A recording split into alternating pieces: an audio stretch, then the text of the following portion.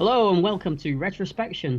It's a podcast where we take a look at an old film and TV show and decide if it's worthy of a double whammy or if it needs to just take a long, hard walk into the cursed earth. I'm Paul, and I don't cost anything. I'm a ghost. My name's Colin, and emotions, there ought to be a law against them. That's very, very fitting for you, Colin. Thank you. I felt so when I read it. I knew you'd like it. I think when we get to that bit in the movie, I think I actually noted it down as well. Oh, did you? Yeah, but I don't need to do that now. Nope. We've already done it. Yeah. So, in this episode, we'll be removing our helmets and discussing Judge Dredd from 1995. We'll be removing a what? Helmets. Oh. It's relevant. It is. What are you getting at?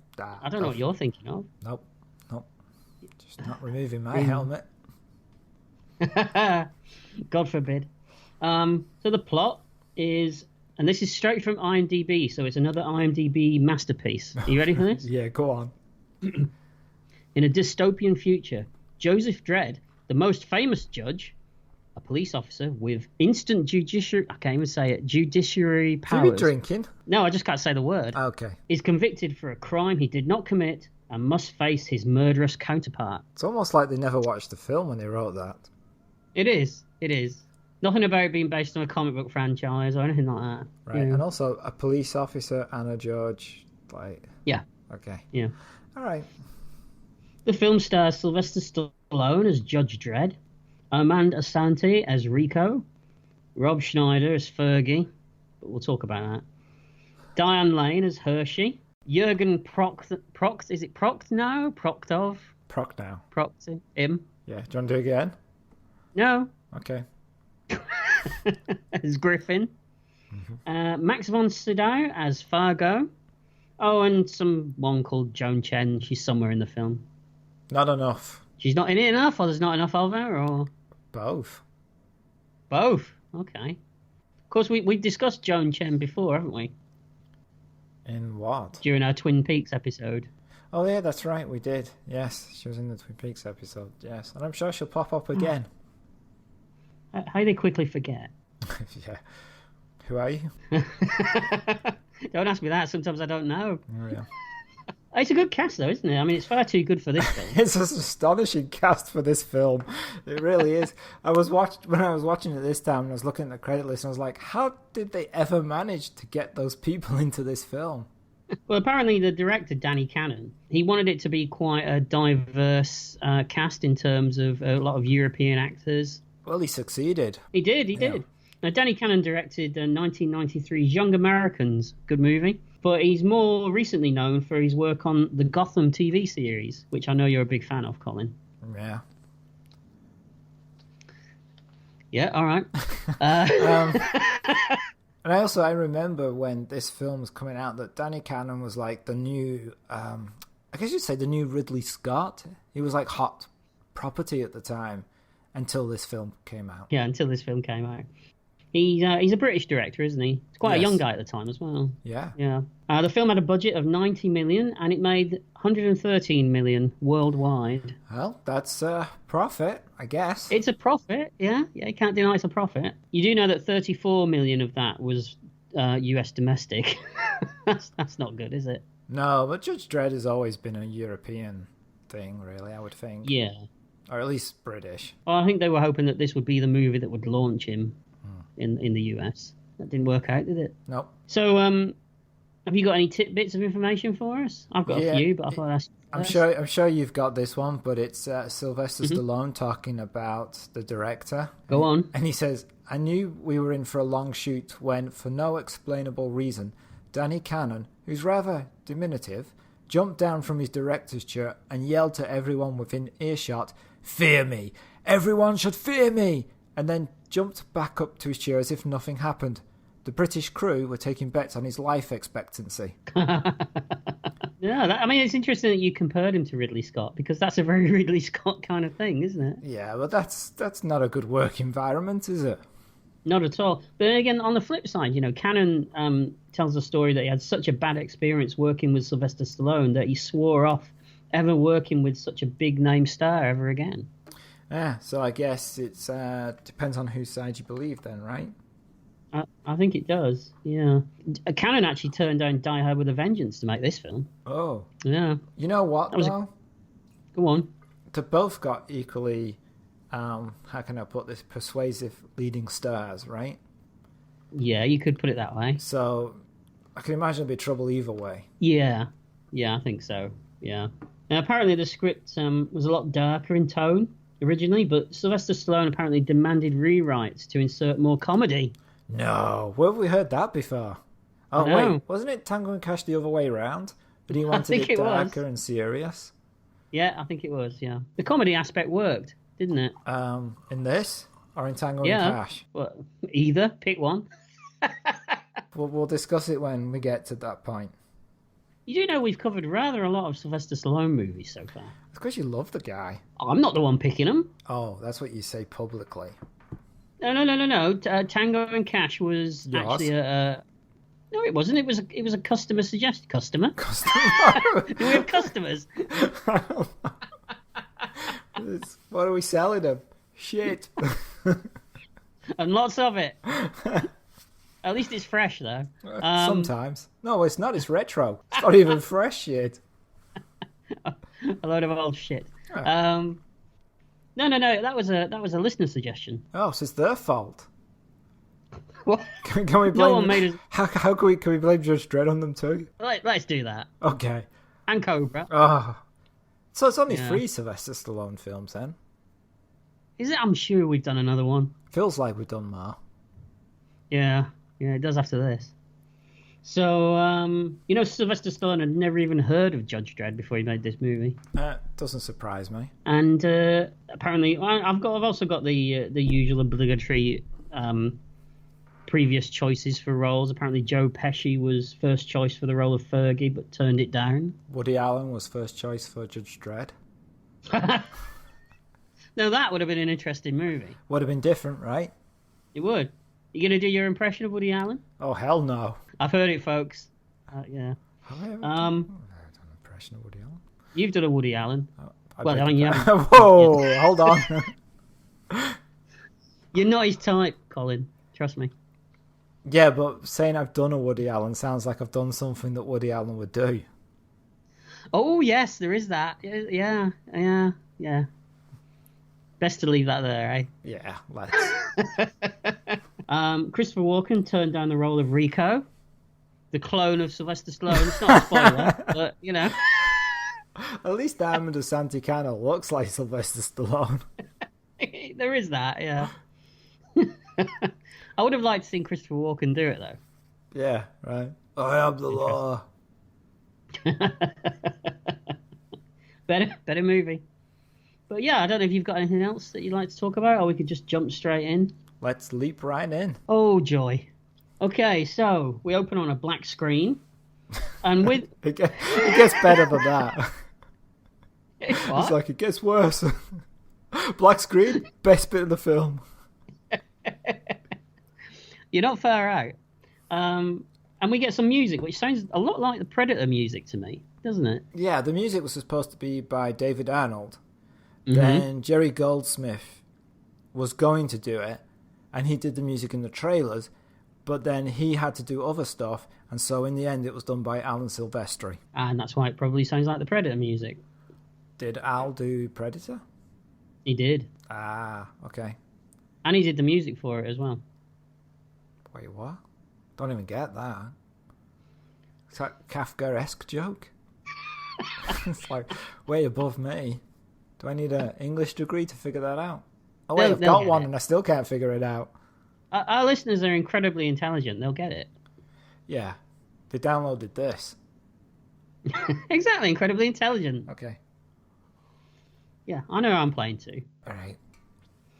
And we get lots of comic book covers and pages flicking by, Yeah, which is weird to have this, respect for the source material, only to piss on it about 10 minutes later, isn't it? And it doesn't really need comic books. That kind of makes a weird opening. Like It does. It's not like a comic. It's hard to explain, but while it is a comic book film, it's not a comic book film. I know what you mean because, Judge Dredd isn't your typical comic book anyway, is it? No. No, it's not. It's not spandex and people leaping off buildings, is it? Right. So it seems just a little strange. It's too much color as well for it, I think. But Yeah. I don't know. It's just odd. And there's no payoff to it in the movie either, is there? There's nothing leading from it that makes it seem a logical choice for an opening anyway. What would you want? What if they lived up to the comic book opening? Would you want one of them reading it in a scene? No, you'd expect bright primary colours, wouldn't you? And okay. Is there bright primary colours in the comic books for Judge Dredd? I don't know. no, it's black and white. Oh, it is mostly. Well, it's not always, but yeah. Mostly black and white. Oh, When I used to read it, it was black and white. Ones I've read are in colour, but that just shows the age difference between us. Yeah, all that month. Yeah. They brought out colour, television, stereo sound.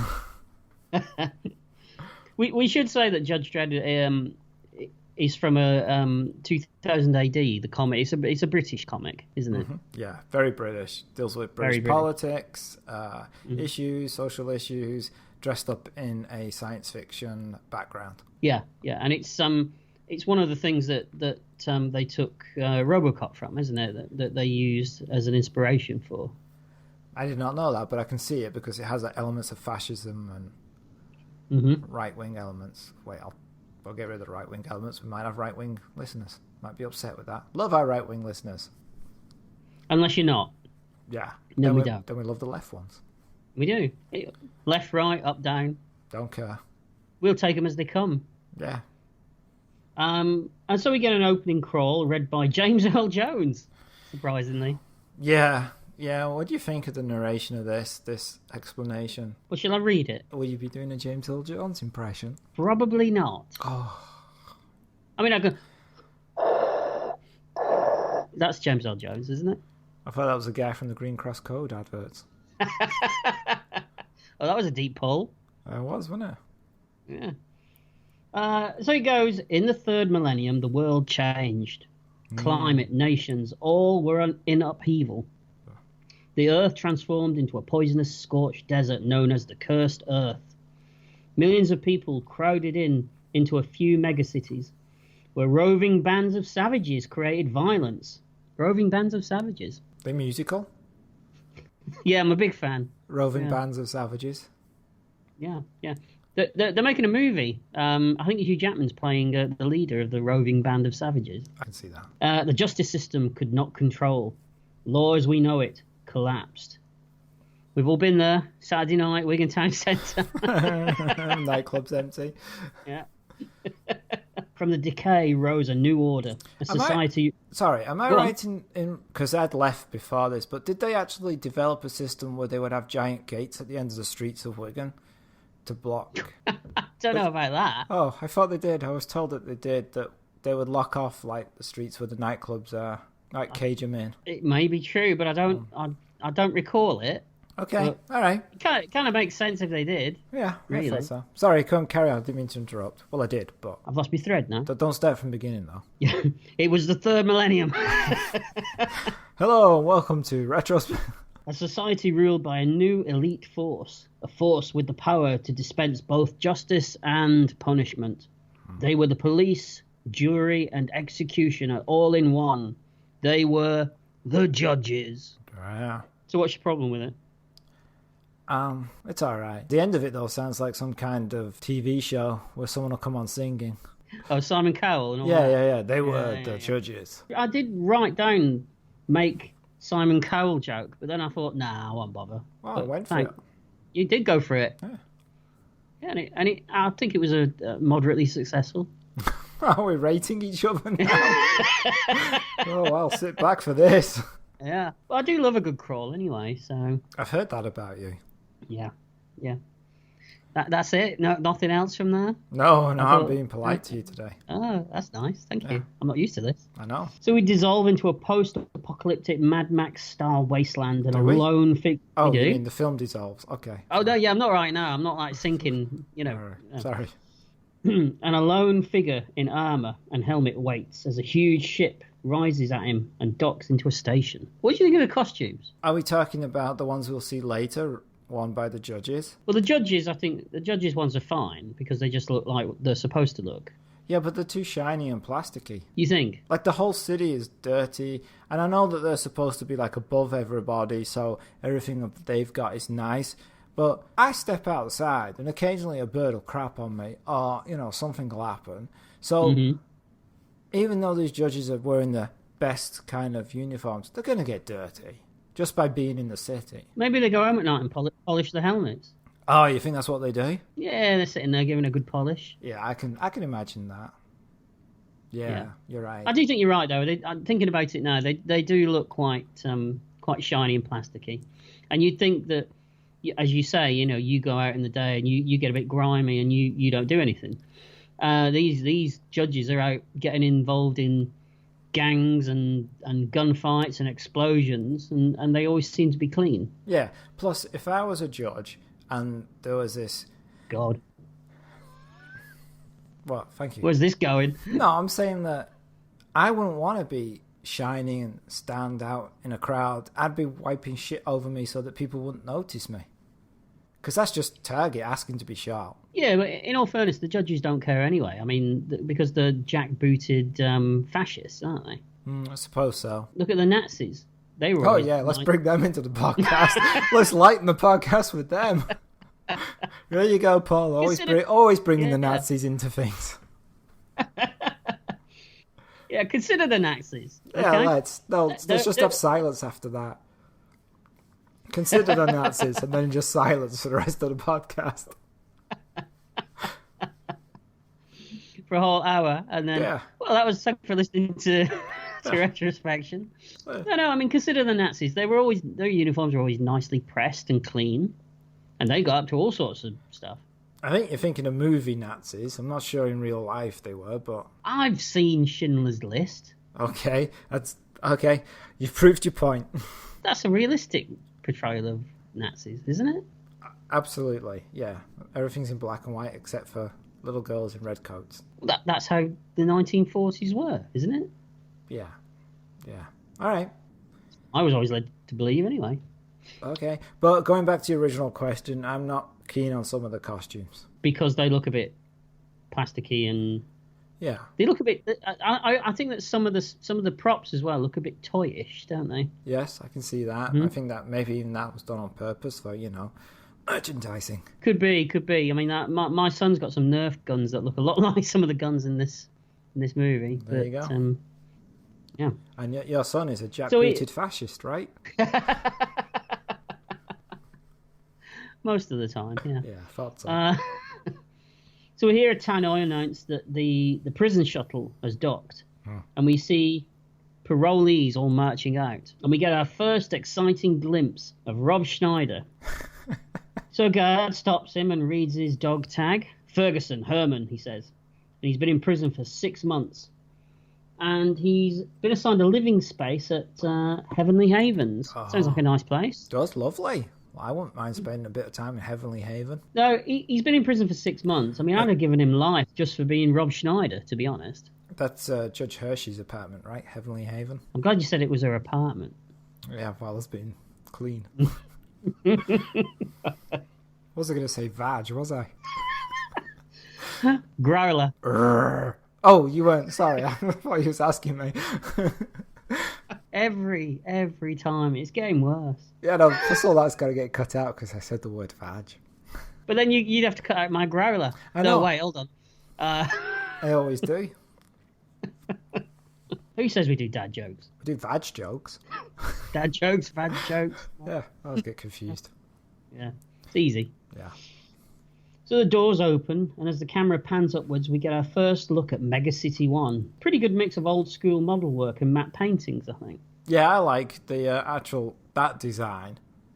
Some of the vehicle design, building design, and I quite like that. It's the costumes I have issues with. Now, don't you think, though, that when we see the wide shots of the city, and it's all special effects and it looks great, when we actually get to the city level in a little while, that's where there's a problem, I think, because it feels like it's not organic from what we've seen above to what we've seen below. I don't think. In the way that Blade Runner all feels like a complete whole. Right. And I think the city stuff does lean heavily take a lot from Blade Runner, doesn't it? It's almost like the people who did the special effects, the people who did the set design, and the people who did the costumes didn't speak to each other. Or maybe that was Danny Cannon right in the middle of it all. Well, maybe. Yeah, he looks good. Yeah. So Ferguson says welcome home and climbs aboard a flying taxi. Now the car flies through the cityscape, showing us more of the scale of everything. Mm-hmm. And I thought it was strange that the credits are still playing over all of this, aren't they? They're often blocking out all of these great visuals. Yeah, it is an odd choice. I couldn't figure out why he was looking so amazed out the window. Yeah, because where's he come from? Yeah, he's from there, right? Yeah. So why is everything so? Yeah, why is everything so like wow to him? Because that's the response I got from his facial expressions. Then again, we're not dealing with Laurence Olivier, are we? Let's face it. Oh yeah, I guess we're not. What are you saying? No, You're saying Rob Schneider's not a great actor? Something like that, yeah. It's controversial, I think. You reckon? Not with me, but you know. Okay. All those Rob Schneider fans will write into us. No, with his mum. With his mum. But you say that, but it's probably him just signing it. So his mum probably thinks he's crap too. Yeah. Well, you would, wouldn't you? Yeah. He's only a talent a mum couldn't love. But it all looks nice, and it's a kind of, as we said, it's kind of Blade Runner-y. And we fly over a huge skyscraper, and Ferguson looks down at the roof and sees lots of bikinied women swimming on a rooftop. And he says, I think that's Heavenly Havens, but the pilot says, in your dreams. Yeah, it's going to be one of those ironically named places. It is. Who saw that coming? Not me. I was surprised. Well, I mean, this script is shrouded in mystery. Shrouded in mystery. So the mystery is shrouded. Is that not right? So the mystery is mysterious in itself. Yes, exactly. That's exactly what I was going for. I meant Perfect. No, that's fine. Sounds good. Okay. So the taxi descends to street level, and as the computer counts down the feet, I don't mean the feet of... Yeah, so it's 1, 2. He's got 1, so that's 3.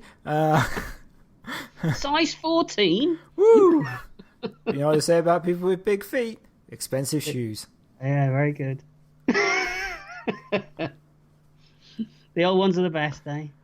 No, you want new shoes. Not the feet. Yeah, you want old shoes because they are full. Actually, old shoes are better because they're more comfy. Well, you've worn them in, haven't you? Yeah. It's like underpants, I find. Once you've worn them a few times, you know, you nestle into them, and then your wife takes her pants back and wonders why they're too big. I don't know what you mean. So Ferguson looks less than impressed because there's a citizen riot in progress, isn't there? Yeah, people going crazy. So I'm guessing that the rich, important people live up high while the scum live on the ground. Yeah. Which historically is different from Roman times. Oh yeah, go on, give us a history lesson. Oh wow. Oh shit. In Roman times, the rich people lived on the ground floor and the poor people lived at the top floor because the water couldn't be powered up. So you wouldn't have any running water at the top floor. Okay, so welcome to the Ancient Rome podcast. Are we not retrospection? How more retro can you get than Romans? Cavemen? Oh, don't worry, I've got caveman stuff coming up. All right, and I'd believe you if you really did as well. Mm-hmm. Yeah. Okay. So the taxi lands and people are running around left, right, and centre, smashing stuff, burning stuff. And Ferguson shrugs and says, better than prison. How can it be better than prison? Oh, I don't know. We said that every day, didn't we? What, when you was at school? Yeah, it was more about where the school was, but, you know. Mars? Mars would have been good. I'd have enjoyed Mars. Yeah, would have been more atmosphere. Do you know the first thing that popped in my head then? Craters? Russ Abbott. No, Russ Abbott. Oh, yeah. Is a song in your head now? Oh, yeah. Oh, what an atmosphere. Is he still alive?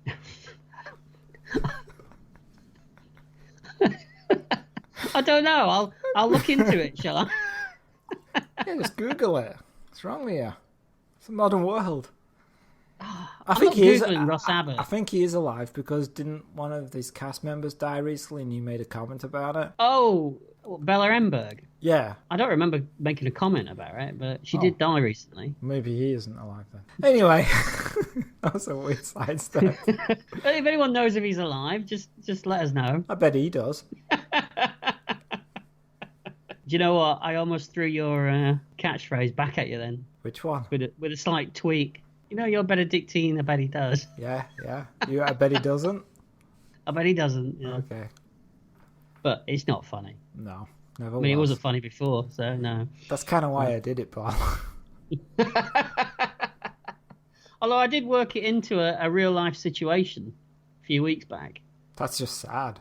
Yeah, I was in a cinema and a trailer came on for something with Benedict Cumberbatch in. My wife said to me, "Oh, it's unusual to see him in that kind of a movie." So I said, "Benedictine, I bet he does." Life imitating art. I know. See, I'm always switched on. You see, that's what it is. Okay, set between the hours of 9 till 5, Monday to Friday. Ooh. Yeah. Just started a new job. Thank you very much for that. You're welcome. So Ferguson moves along the street as a robot passes by saying things like, "Eat recycled food and be kind and peaceful to each other." Isn't recycled food just food that's been pooped out? Could be interpreted that way. I like the other slogan. It says, "Eat recycled food. It's good for the environment. It's okay for you." Again, that's very RoboCop-y, isn't it? Yeah, it is actually. Better movie. Oh, infinitely so. Comparing RoboCop to Judge Dredd, he's like comparing Jaws to Sharknado, isn't it? Yeah, pretty much. You know what's sad though about doing this podcast is that if we do a RoboCop film, we have to do RoboCop 3. We do, don't we? Yeah. I don't know. We could get away with RoboCop 2. You think? Yeah. All right. Yeah. I think people are on the fence about that a lot. So. Okay. All right. Whereas everyone knows RoboCop 3 is shit. So. That is a good point. So he finds his room only to be ambushed by a group of gun-toting criminals. "Are you a spy?" asks the leader, played by a criminally wasted James Remar. Did you notice that? I did, yeah. They do that a lot in this film, though. People just pop up, don't they? And yeah, there's a big one later on in the film. There is. And also, what kind of spy would he be? A bloody annoying one. But like, it's a weird question to ask somebody. I don't randomly do that when people knock on my office door. I don't go, "Are you a spy?" Maybe you should start and see what happens. I will. Monday morning, someone knocks on my office door, I'll be like, "Are you a spy?" Yeah. And then shoot them with a Nerf gun. I'd be interested to see where that led. Oh, maybe I should get one of those for my office. Yeah. All right, just a side thought. Carry on. All right. Now, Schneider replies to this questioning by going into one of his trademark hilariously funny fast-talking routines, doesn't he? They have me in stitches. I wanted to put him in stitches. And you're not a violent person. I never used to be. Till you saw this film. Till I saw this movie, yeah. I mean, I've always managed to avoid Rob Schneider. I don't mean in the street, you know. No. I mean, he's easy to avoid. It's not like he does that much that comes your way. Oh, what happens if he appears in a Marvel film? What will you do then? That's a good question. Yeah, thanks. That's why I asked it. I mean, I'd have to live with it, but I wouldn't be happy. Wonder if I could get Rob Schneider's number, give him a call. Just to set that up. That'd be great. It would never happen. It would never happen. Hear me, Marvel? It'll never happen. So the gang announce that it's a block war and start randomly shooting out the windows and generally having a fun old time, don't they? Yeah, that's what a block war's about, though, right? So is it block versus block? Is that what the idea is? I think that's what it is, and I think that's what it is in the comics as well. You get all these different... Because everyone lives in these tower blocks, don't they? Yeah. And they tend to fight each other. For what? Stuff. Okay. Fine. Don't think about it too much. Okay, I won't. You'll tie yourself in knots if you think about it too much. I don't want to do that. No, you never want to do that. So meanwhile, a group of judges are driving onto the scene in full armour and atop their iconic motorbikes. Mm-hmm. And as we talked before, the costumes and the detail on these bikes, it's superb, isn't it? And at this point in the film, my fanboy gonads are jumping up for joy, to be honest. That's an image nobody needs. Bouncing around in their little pocket, they were. I just got images of a couple of peas now, for some reason. Peas? Huge plums, mate. That's what they're... Oh, God. Carry on, plums. For God's sake. Yeah. But I have to say, my gonads have been wrong before. So the judges pull up, and we see two judges, Hershey and a rookie, and they get pinned down by fire. Every time you say judges, I just think of like these old people who are judging like a marrow contest or something. Just like turning up, going, ooh, look at the size of that. That's a big one. Again, better film. Yeah, with like rosettes on the blazers. They've all got, for some reason in my mind, they've all got pastel blue blazers. Yeah, and isn't he a nice boy? Yeah, so I don't know. It's just the way it judges. I don't know why. It doesn't. I don't get the in my mind. I don't see the law side of it. I just see the summer fate side of it. It's very British of you, Colin. It is surprisingly so. I know. Now Hershey gets on the comm and asks for backup. Luckily, the only judge that matters is listening. What do you think of Diane Lane? That was a random one. Well, we met her quite recently, didn't we? I don't mean physically. Yeah, we did. I mean, we had dinner, we did. And she was to. No, you're right. we met her in a previous episode, Streets of Fire, didn't we? You did, yeah, when she was first starting, right? Mm-hmm. And look where she ended up. In Judge Dredd. Yeah, can't win them all, can you? No. So yeah, she asks for backup, and as more things are blown up, the music swells, and a third judge rides into town. It comes to a stop. We get a close-up of a boot as it hits the ground. The camera pans up the uniform, resting on the helmeted face of Judge Dredd. You want to be afraid of somebody? Be afraid of me. All right. Well, it was a bit harsh, wasn't it? What have I done? That was a line from the film. Oh, right, okay. I was a bit stressed there for a second. No, it's fine. All right. He's a sitting duck out there, says the rookie. He knows what he's doing, says Hershey. And Dredd just stands amidst the mayhem, slowly looking up at the buildings around him. It's quite a cool shot, I think. It is, but his explanation makes no sense to me. Because he says that the rounds that they are firing have a limited range of, I think he says 200 feet or something, or yards. Mm-hmm. And they are 300 yards from them. But they're firing downwards. Now, I'm pretty sure a bullet falling towards the ground, no matter what the range of that bullet, is going to hurt you if it hits you. Like, if I throw a brick, I have a limited range of brick throwing. I'm not known for my brick throwing. It's a pretty small range that my brick throwing can achieve. But if I drop it from a building, it's going to exceed that range. And if it hits you, it's going to hurt. Yeah, this is true. I mean, to say that something's got a range doesn't mean that when it reaches that range, it's going to go, oh, can't go any further than this, and just stop in mid-air. Just hover above his head. Yeah. It would have been better if one had shot him and they'd gone, oh, he's an idiot. Yeah, right in the head. Yeah. Dead. Dead. Judge dead. Judge dead. But anyway, the bullets are all exploding on the ground all around him, aren't they? Yeah, so they don't have a limited range at all. No, they're just crap shots. Absolutely. Basically. The stormtroopers of the Judge Dredd world. Absolutely.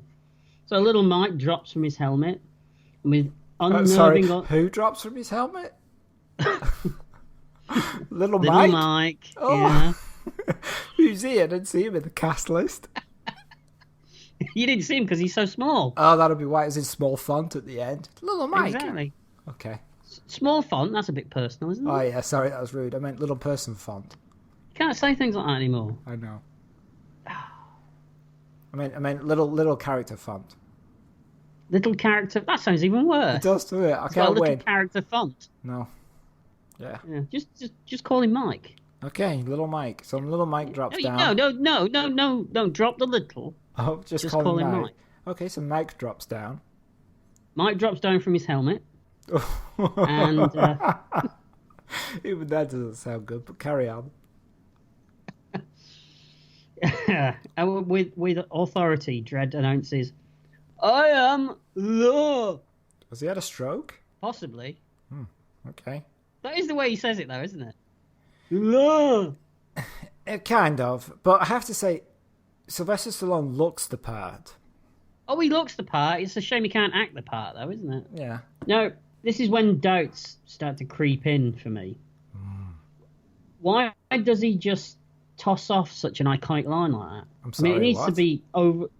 He just tosses it off. Does he? He does. In the street? Yeah. Isn't there a law against that? Should Judge Hershey be judging him right now?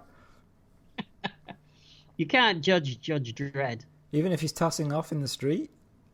If he wants to toss off in the street, that's his business. Oh, yeah, because, like, I am the law. He's like, oh, there's now a law that you can toss off in the street, but only if you've got a plastic helmet. Well, yeah. Plus the fact he knows the range of it, so I mean, he knows he's not going to hit anyone. That's true. You know. Yeah. But you know what I mean, though? He just tosses the line off like that, and it needs to be overblown and big like everything else is.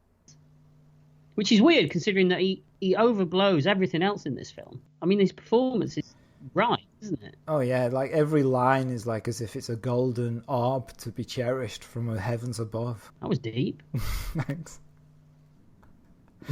Golden orb. All right. Yeah. We've been talking about Little Mike's penis, golden orbs, and tossing off for the last Yeah, it's a 10 random minutes. podcast so far. I didn't know that Carry On Retrospection was making a comeback again, but, you know. It will. Oh, it never went away, did it? No, not really. So he tells the gang to drop their weapons and that these blocks are under arrest. Now, another thing about his performance, why does he put a space between every single line? Does he think it like gives it gravitas? Yeah, possibly. Mm. And there's some terrible lines in this. There's some lines that are clearly meant to be great, but they're really terrible and they start to grate after a while. I mean, great not as in woohoo. I mean, great as in grate. So Are we talking specifically about his catchphrase, which is coming up? The catchphrase and any other word that involves "I'll be the judge of that," judge this, all that kind of stuff. Mm-hmm. It just gets annoying after a while. Yeah, I agree. So Ferguson asks the gang to surrender, but the Block Warlord, he's having none of that. And the gang starts shooting again, and Dredd just stands there as the bullets rain down around him, and he says, "I knew they'd do that." Yeah, that's his other catchphrase, right? That's his other catchphrase, yeah. And believe me, he says it a lot. He does. So he starts to rattle off statistics, as you say, about the range of the weapons, as he walks over to the other judges, who are still taking cover. "What are you doing down there?" he asks. I've had bosses like that, you know. Yeah, but I don't think Judge Dredd says, "Ooh, what are you doing down there?" like that. You put a little Paul spin on it, I think. Well, I've already done it. Everyone has already heard that I can do a Sylvester Stallone. So you thought you'd go a different direction? I thought, I'll go a different direction. I'll go the Kenneth Williams route instead. Bayek, what are you doing down there? It's raining bullets. I might try that one. Yeah, that'd be a good one. I don't know, but he sounds a bit amateurish to me in this film. Stallone. It's like he's forgotten every acting lesson he's ever had. It's almost, I'll tell you what it reminded me of. It reminded me of his performance in Cobra, but ramped up even more. Yeah, maybe. You know, that earnest thing that he does in Cobra, where he's everything's clenched, tight. No, I'm thinking Stallone playing a guy called Ernest. He's a milkman. Could be one of those Ernest movies that Ernest does Cobra. Yeah, it could be a Ken Loach film about a milkman called Ernest who wants to be a bounty hunter. Well, now I'm just thinking of a Ken Loach film. Ken Loach directing Judge Dredd. Can you imagine that? Yeah, and it's about a milkman and it's called Lotta Bottle. Boy, yeah, they forgot me gold top. I'm going to have to judge them now. Yeah, sounds perfect. Bloody Tories, they're everywhere. Yeah, I've seen a Ken Loach film. I know what they're about. I mean, you've heard of a Ken Loach film. No, I've seen one. Mm-hmm. Possibly two, I think. Mm-hmm. Maybe I saw half of that one. I'm not sure. Okay. It's good. So, back to Judge Dredd. Not directed by... No, not at all. We're waiting for backup, says Hershey. It's here, he says. He's very confident of himself, isn't he? Yeah, he is. Well, he would be, wouldn't he? Because he can avoid bullets that are raining down on him. He can. And he can just toss off in the street. Yeah, so I'd be confident too if I could do that. You'd be locked up. Yeah, but I'd be confidently locked up. Fair enough. Mm-hmm. Now, Dredd pulls out his lawgiver, which is I what beg they your call pardon. Oh, sorry. Yeah. Is that what you call yours? My law. It wasn't, but I might start. He goes, you're going to whip out your lawgiver? Yep, I'm going I'm going to pull out my lawgiver and see what shakes. So the lawgiver is the weapon that the judges use, and it's a special gun that can fire multiple types of bullets. Yep. And he says, grenade, and he fires it, and it blows a hole in the side of the building, and the judges enter. I think that this is quite a well-done action sequence as Dredd and the judges take out some of the gang. Yeah, it is. It's not too bad. Not too bad. As the dust settles, Dredd says that the room has been pacified. But the rookie is all hopped up now. Next one's mine, he says. And before anyone can stop him, he kicks open another door and instantly gets blasted by a what? I can't read your writing from 5,000 miles away. I don't know. Oh, go on. Just tell me what it says in your notes. And instantly gets blasted by a dog. A doggone gang member. Doggone gang member. Doggone gang members. That's a totally different film you've seen. It's certainly not a phrase I use in everyday life. You don't? Oh, you doggone gang member. I might start now. Yeah. Is it bad that when this guy got shot, I laughed out loud? What amused you about it? Just the way he kicked the door open and they just killed him instantly. Oh. Just made me chuckle. Is that bad? Does that say a lot about me? It does, yeah. It says everything about you. It's that I know comedy when I say it. That's what it says. I'm not sure it's supposed to be a comedic moment. Well, it had that effect on me. Okay. Unlike other aspects of this film. But then you had the one who chortled his way through Schindler's List. That was a 3-tissue movie, that was. Yeah, leave it there. So Dredd's angry. You're under arrest. Prepare to be judged, he says.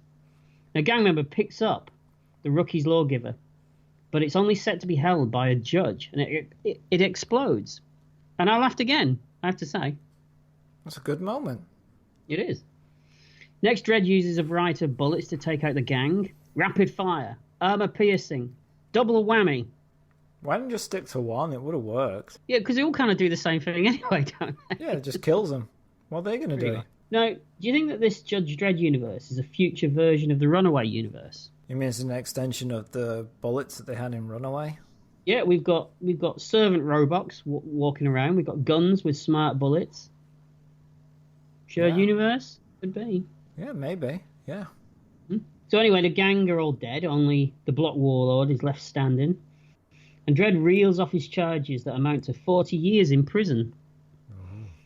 But one of the gang, who's only wounded, fancies his chances and picks up a gun. But Hershey blows him away before he could get off a shot. So next, Dredd gives the Warlord a final charge. The killing of a judge. Sentence, death. But the Warlord, he's got a gun up his sleeve, or should I say, in the back of his trousers. More what it is. And he takes a chance. But Dredd spins around, blasting a hole right through him. Court adjourned, he says. All these lines are terrible. They are, aren't they? I can't work out. Are they supposed to be funny, or are they supposed to make you go, yeah, that was cool? I don't know. Now, I am suspicious that when I first saw this film back in 1995, I thought they were cool. Yeah, that would play, I think. But now I just go, oh. Yeah, well, I mean, we've got the benefit of, we're older, wiser. Well, we're 50% of that. Which 50% are you and which one am I? We're the same 50%. I was going to say, because even whichever one you say doesn't reflect well on you anyway. No, so. no. I've got to say at this point, aside from Stallone's odd acting choices, it hasn't been too bad so far. All right, we've had Rob Schneider. Right, that's never a good thing. But it looks quite good. It seems pretty comic book accurate to the source material so far. Right. I think it's all looking good at this point. So far you're on board? Yeah. Okay. That could change. Can't believe that. Oh, strap in. So Hershey and Dredd are out in the corridor afterwards talking. Maybe you should have an emotion once in a while. Emotions, says Dredd. There ought to be a law against them. And we discussed it earlier. Nothing more to say on that. Nope. Next, a garbage robot trundles past with a huge... it's a robot that deals with garbage. It's not just a really terrible robot. Well, it is a bit of both. Okay. But, and it's got the hugest... Hugest? Is that a word? It is in a Trump universe, yes. Okay, we'll stick with that then. It has a huge cause sign on top. It's funny, it's a cause sign, isn't it, on a garbage robot? You know, I never noticed that. You didn't notice it? It's huge. I know, I'm oblivious to advertising. I just thought it was funny that it was Cause on a garbage robot. Yeah, Unless of course Cause ever want to, give us any free stuff, because then I'll take it. But I won't. well, I'm not as picky as you. No. But yeah, did they know that it was going to be stuck on a garbage truck? I can imagine them not being impressed with that. Can you? Yeah. That gives a very contradictory message. But Dredd, he senses that something's wrong, and he orders the robot to stop. Pulling out his lawgiver, he starts to count down, saying, "You have 5 seconds to surrender." And the robot, you imagine the robot's not got anything inside it at all. It's going, "Oh, I'm just sweeping up." Jesus Christ. Nothing against robots. You're giving this sweeping garbage robot quite a good artificial intelligence. Well, I've got to do, because what's inside of it isn't a good artificial intelligence at all. In fact, it's not even a good intelligence, is it? Because when it opens up, Rob Schneider, Ferguson, he's hiding inside, covered in spaghetti for some reason. Yeah, people just throw spaghetti out. They cook it, they don't eat it, they just throw it straight into the garbage truck. Well, don't you find that you always end up making more than you need? Yeah. Well, there you go then. That's true. Ah, good point. Sorry. No, I'd actually genuinely forgot, or managed to forget at this point, that Schneider was still in the film. Just for a few precious moments, I forgot that he was in the film. Okay, you willed the universe to, pretend that he wasn't in it? Yeah, I made it bend to my will just for a fraction of a second. Yeah. Well, and then he ruined it. Now it's back to normal. So Dredd pulls him out, and Ferguson reads the name on Dredd's badge and panics as Hershey reads Dredd his bio, doesn't she? Tells him, all his charges and all the funny stuff he's done. Mm-hmm. Yeah. And Dredd says, "How do you plead?" No, I'm thinking just execute him now. just pull out your lawgiver, slap him about with it for a bit, and then just shoot him in the face. Right. But that could be just me. Could be. "Not guilty," says Ferguson. "I knew you'd say that," replies Dredd. There's that catchphrase again. Yeah, for the second time in 5 minutes? Mm-hmm. I've got to say, it's not a patch on yours. Oh, no, it's not, no. Now, Dredd tells Ferguson that he didn't need to have gotten involved, that he could have jumped out the window. "It's 40 stories up," replies Ferguson. "It's suicide." "Yes," says Dredd, "but that would have been legal." Yeah, I like that line. Yeah, that's not a bad line. I made a note of that. Yeah, it's not a bad line. So the guards take Ferguson away, and Hershey asks Dredd if he's ever heard of extenuating circumstances. "I heard it all," he says. She replies, "I knew you'd say that." Yeah, see, she delivered his own catchphrase back to him on a silver platter. That is enough now, though, isn't it? Yeah, you think so? It's like this is the third time we've heard it in 5 minutes. Give it a rest. I got to say, have you heard of extenuating circumstances? We keep racking up these prog bands, don't we? We do. Every episode we find a new one. Yeah, they were good. They did. I looked them up on Spotify. Yeah. I was reading NME recently, and there was a review of one of their albums, and they said they were a crime against music. Are you judging? I am, yeah. So we cut to a huge building, which is the judges' HQ, and all the head judges are sat on around a huge holographic representation of the city. No, I prefer that they're sat on a huge holographic projection of the city, Paul. I prefer your first go at the sentence. Well, if they were sat on it, it would be no good, because they just fall straight through it because it's a hologram. That is true. That's true. And then there'd be just buildings growing out their heads. Yes. What an image. So Judge Griffin, played by Jürgen Prochnow. Is it whatever. Prochnow? Prochnow. We'll say Prochnow, shall we? Okay, and then Jürgen. People can write to us and correct us. Yeah, because they will do. Yeah. Well, they won't, because no one ever bloody writes to us. Oh. So old Judge Griffin, he's getting very, very animated, saying that the block wars are out of hand, and he calls for even sterner measures. A tougher crook. Should I do that again? Yeah, so I don't need your Sylvester Stallone impression at this point. Yeah. Yeah, so I'll do it from the top. Welcome to Retrospection. Judge Griffin, yeah, he's getting very animated, saying that the block wars are getting out of hand. And he calls for an even sterner measure, a tougher criminal code, he says. How do you get tougher than just being able to execute people in the street? Don't know, you're right. Oh, thanks. I guess maybe you execute them for smaller crimes. Littering. Although personal littering's a huge crime. Pirating In Excess albums. Where did you pull In Excess from? I don't know. I was going for Yaz, but I changed my mind. For Yaz? Yeah. Wow. All right. Some deep pulls there. Yeah. Retrospection, remember? What podcast you doing? I like it. You're always on brand. Okay. But Chief Judge Fargo, played by Max von Sydow, he believes that a softer approach should be applied. But Griffin, he gets even more angry at him. And he also gets very, very Germanic, doesn't he? I mean, he is. I mean, yeah, it can't help. Wow. So later, Dredd's watching a news report on the big screen where a reporter, Vartis Hammond... You say big screen, but it's actually like a large cathode ray tube television set. It's not very futuristic TVs in this film. But it's kind of a lot of it's all retro looking, isn't it? Yeah, which is odd. Mm-hmm. Yeah, considering you've got flying bikes and guns that and holograms. Shoot around corners. Yeah, but, you know. So the reporter on screen, Vartis Hammond, is really laying into the judges for the lack of control. Mm-hmm. And Chief Fargo calls Dredd into his office and tells him to stand easy. I was hoping that he'd just stand there and pop his hands on his hips or something. That would have been fun. It would be. We didn't get that.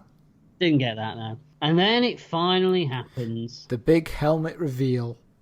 He pulls his helmet right off. He does. In front of him. Right in front of Max von Sydow as well. Ridiculous. Should be a law against it. Oh, wait. He is the law. Yep. A million fanboys cry out in terror. Now, it's like they knew what they were doing because the camera swoops round him as if... I don't know, like, at one point are you supposed to go, shit, it's Sylvester Stallone. I didn't know that. Wow, that's amazing. He's been really acting for his entire film so far and I didn't notice it was him.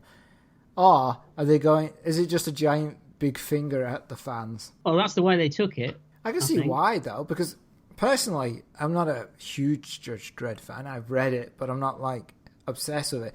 So I don't really deep down care that he takes the helmet off. But it's the way they do it. Yeah. I mean, it's the equivalent of making a Batman movie and having him running around in a pair of sweatpants, isn't it? Didn't they do that in the 60s version? No, that was spandex. Oh, right. I always get spandex and sweatpants mixed up. That's why somebody looked at me funny when I was at the Pilates class. They should be looking at you even wearing them, to be honest. Yeah, that's true. You don't usually bother, do you? No pants. Just let it flow free. Let it all flow free. Let the plums out. Like nature intended. Yeah. Well, I don't know. I don't know if nature intended that. Nature intended plums. Not your plums. Well, I think everybody's plums are included under the heading of nature. Depends on the plums. Doesn't depend on the nature. Well, I mean, you can get bruised plums. They're not good, are they? No, but fortunately I don't have bruised plums because I don't ride the Dodgems anymore. You know, this is getting weirder every time. We could do abstract. I'm doing it now. Can you not see? Oh, yeah, it's lovely. Is it triangle? Rhombus. Rhombus, my favourite. Yeah, I worked hard on my rhombus. You wait for rhombus, and one doesn't turn up, then three turn up at once. So, all right, I can see the studio's, point of view in this, in that they didn't want to hide the face of the leading actor, especially not Sylvester Stallone, and he's pretty popular at this point. Yeah, so still. You're not going to have him covered up for the entire film. Yeah, especially as they probably paid through the nose to have him in the movie as well. Right. Literally paid through the nose, those 90s. Literally. Yeah, get in the hill. But come on, it's Judge Dredd. Everybody knows that the helmet never, ever comes off. And it's especially painful, I think, after the great opening that we've just had as well. Oh, so this is where it starts to go downhill for you? Yeah, as soon as that helmet comes off, you just know it's not going back on. Well, yeah, that's true, yeah. So Fargo asked Dredd if all the... That is true, though. Once you've pulled your helmet off, it never goes back on. Oh, I don't know. Give it 20 minutes. But it's amazing what they can do with surgery these days. So Fargo asked Dredd if all the summer executions at the gang battle were necessary, and Dredd says, yes. And that, you know that too, sir, if you weren't always at the academy. Don't you mean at the academy wiping cadets' asses, asked Fargo? I'm assuming that he doesn't mean literally wiping their asses. Unless it's the bum-wiping robot's day off. Well, I was thinking, if that is what he has to do at that academy, then they need to get a bum-wiping robot, don't they? Yeah, so somewhere they've gone back from Runaway. I'll lend them mine. Yeah, you could. I mean, it's well used, but, Oh, yeah, today it was. But also, isn't Judge Fargo used to the way that judges operate? Because that's what they do. Yeah, especially considering, he's the head judge now. So he must have done this. Yeah. He's done it for a while. Yeah. So he must have been on the street at some point. Yeah, maybe he's softening in his old age, though. Yeah, maybe. Or maybe it's just badly written. Oh, no, softening. All right. So Fergo talks about how Dredd was his finest student, and he orders him to spend a couple of days a week teaching at the academy. Yeah. Unarmed combat or marksmanship, asks Dredd. Ethics, replies Fergo. Yeah. And you can see Dredd thinking, oh, shit. No, Judge Dredd says, oh, please tell me you have a lisp and you want me to teach cadets about a southern county, England. He's like, ethics? Is that near Suffolk? I'm glad you elaborated. So we cut to an imposing building atop a mountain, and a caption tells us it's Aspen Penal Colony. Anything? Nope. No? Okay. Nothing funny about the word penal. There's not. No, I mean, we're not childish. I'm not. Did I say anything? I gave you the option and you declined, so that's it. The fact you gave me the option tells me what you were thinking. No, I was thinking that maybe you were thinking of it. No, I think you were thinking that I would think it so that you could think it and get away with it. No, I was thinking that maybe you were thinking that I was thinking it, and I thought, no, I'm not thinking that, so you better think it instead. No, I think you were thinking that I was thinking it, and then I would say it so that you could think it and then say it, but I was thinking it so you wouldn't think it, and then I could say it and you would think it, yeah, and then say it. No, I was thinking... No, let's go. So we cut to the inside, and we see the warden walking down a long corridor, flanked by two guards in very fetching uniforms. They don't look very practical, these guard uniforms, do they? Not at all. No. Lots of tubes and stuff. Nicely described. Well, as you said before, they look plasticky and... Yeah, they all do. It's weird. And there's a man in a cell, surrounded by a force field and gun turrets, and it's Rico. Yeah, Rico. So the warden enters, leaving the two guards outside, and he deactivates the security system. Also, can I point out there's a lot of weird, dramatic face reveals as if we're supposed to be excited by the fact that it's Rico or DeSanti or something. I don't quite know what's going on. It's like the helmet reveal done here as well, as if we're supposed to go, ooh, guy we don't know anything about. Do you imagine there's lots of people that get excited about the reveal of Armand DeSanti in films? I don't know, was he popular at the time? Well, he had worked with Stallone before, hadn't he? I think they did a movie together in the early 80s or late 70s. Oh, so that's the idea? Could be either, it's a getting them together again kind of thing. Well, I don't think I got that in 1995 and I still didn't get that now. No, Okay. I don't blame you. Oh, thanks. No one your blame. Life's tough enough as it is. You should, think yourself lucky. I do every day. I know you do. So the warden and Rico have a philosophical discussion about the law, and he points out that Rico, he's killed innocent people in his past. Oh, the worst kind. And then the warden, very wisely, I think, deactivates the force field to personally hand Rico a gift that has come from outside. Now, I assume the warden's crooked as well. He looks a bit sleazy and a bit. Well, he says this is from our mutual benefactor, so I assume he's crooked. But I'd say this though: say what you like about the Aspen Penal Colony, but it definitely has that personal service touch, doesn't it? The fact that the warden's bringing him his presents. Yeah, and I'll say whatever I like about the Aspen Penal Colony. And you do. I do often, all the time. Yeah. Shit place. Never going back. Although, too much. Great skiing. Who knew? So the present is a box with a judge's shield and a picture of the reporter Hammond inside of it. What is that? Asks the warden. It's a puzzle that contains the meaning of life, says Rico. And the box turns into a gun. So tell me, Rico, asks the warden, what is the meaning of life? And he replies... 42. You know what? You went exactly where I was hoping you were going to go then. Teamwork. I told you the last episode, it's like Ant and Dec. Yeah. This is when one's drunk. Well, you are drinking vodka, so... Can't tell people that. Oh, don't give away the magic. Every time I talk to you, I drink vodka. It's the only way I get through a conversation. I drink vodka when I'm talking to myself. I drink vodka when you're talking to yourself. No, I drink vodka when you're talking to yourself, talking to me, talking to myself. No, let's not do this again.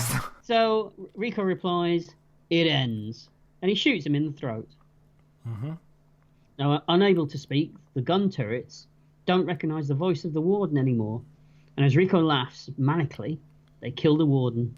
Now, schoolboy error. It schoolboy is, error. But that's a job that you hope has got decent sick days, because if you turn up with a cold, you're dead. Yeah, basically. he's like, don't recognise him. Dead. He's like, oh, he's the 5th one this week. The flu's killing everybody, literally killing everybody. Yeah, they're going through these wards like a dose of salt, aren't they? Yeah. So the guards rush in. The guards Russian? No, they rush in. Oh, sorry. Yeah, it's the accent. Yeah, my strange accent. Weird. But Rico, who's hiding under the walkway. Aha's in this? You're gonna keep doing that.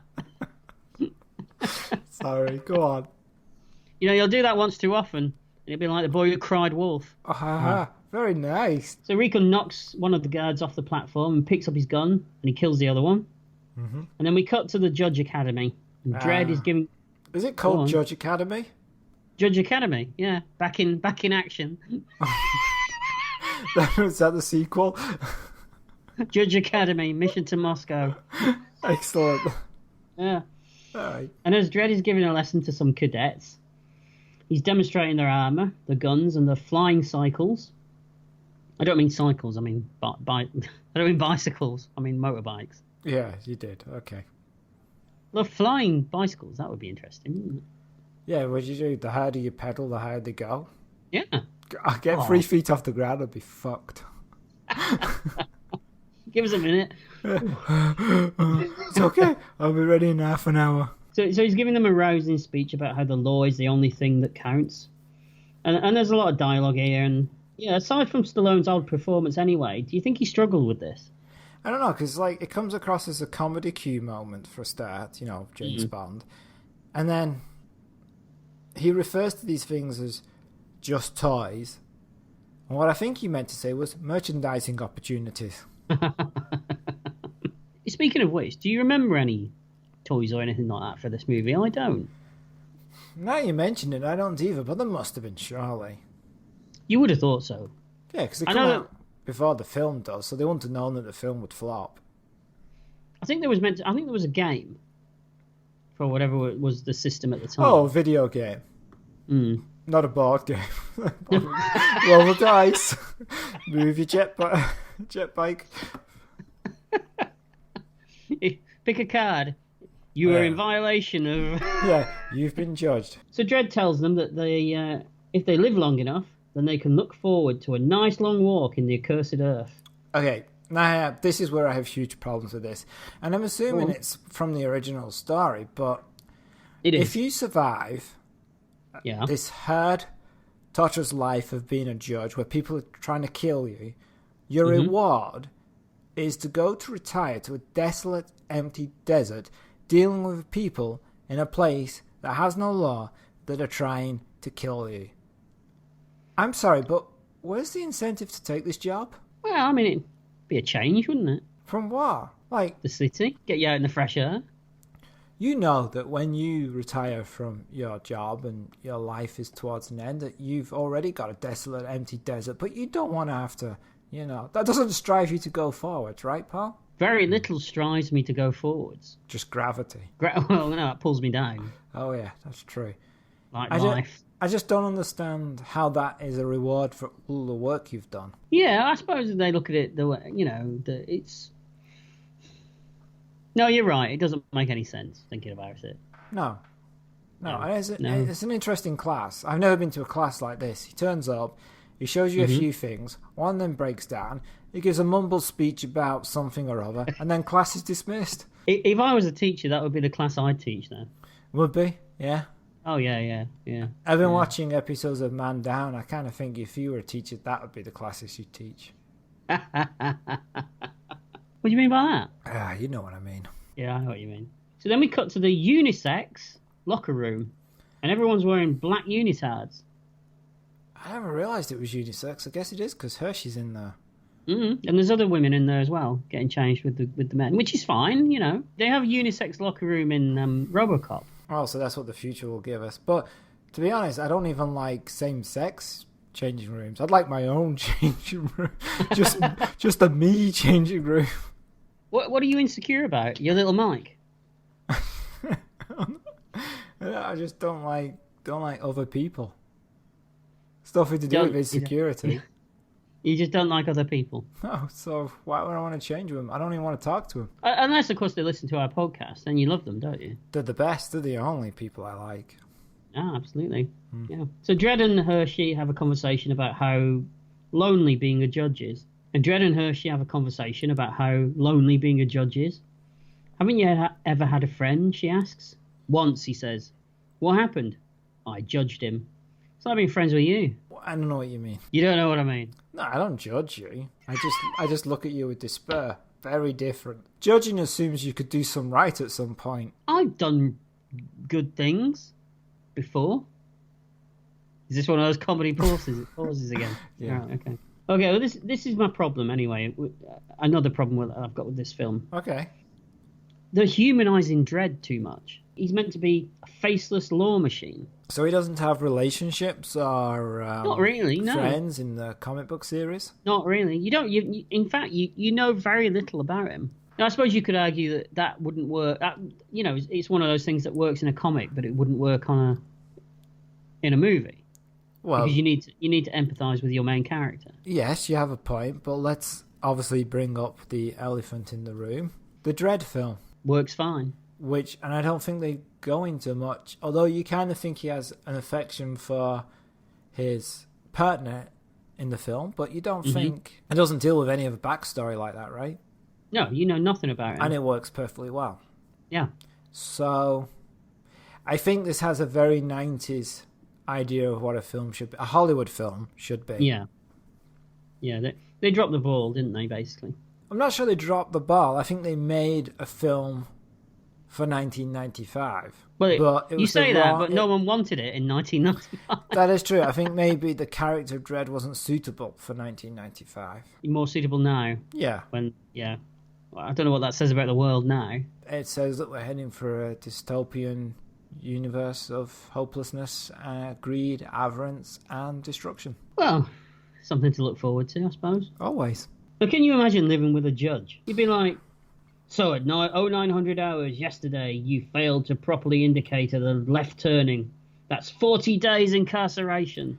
I think. Or at 1200 hours, you forgot to use the coaster when placing your mug on the new coffee table. Oh, I've been judged for that before. I think a judge would have to go out to marry a judge. Judge on judge action. Is that what you're looking for?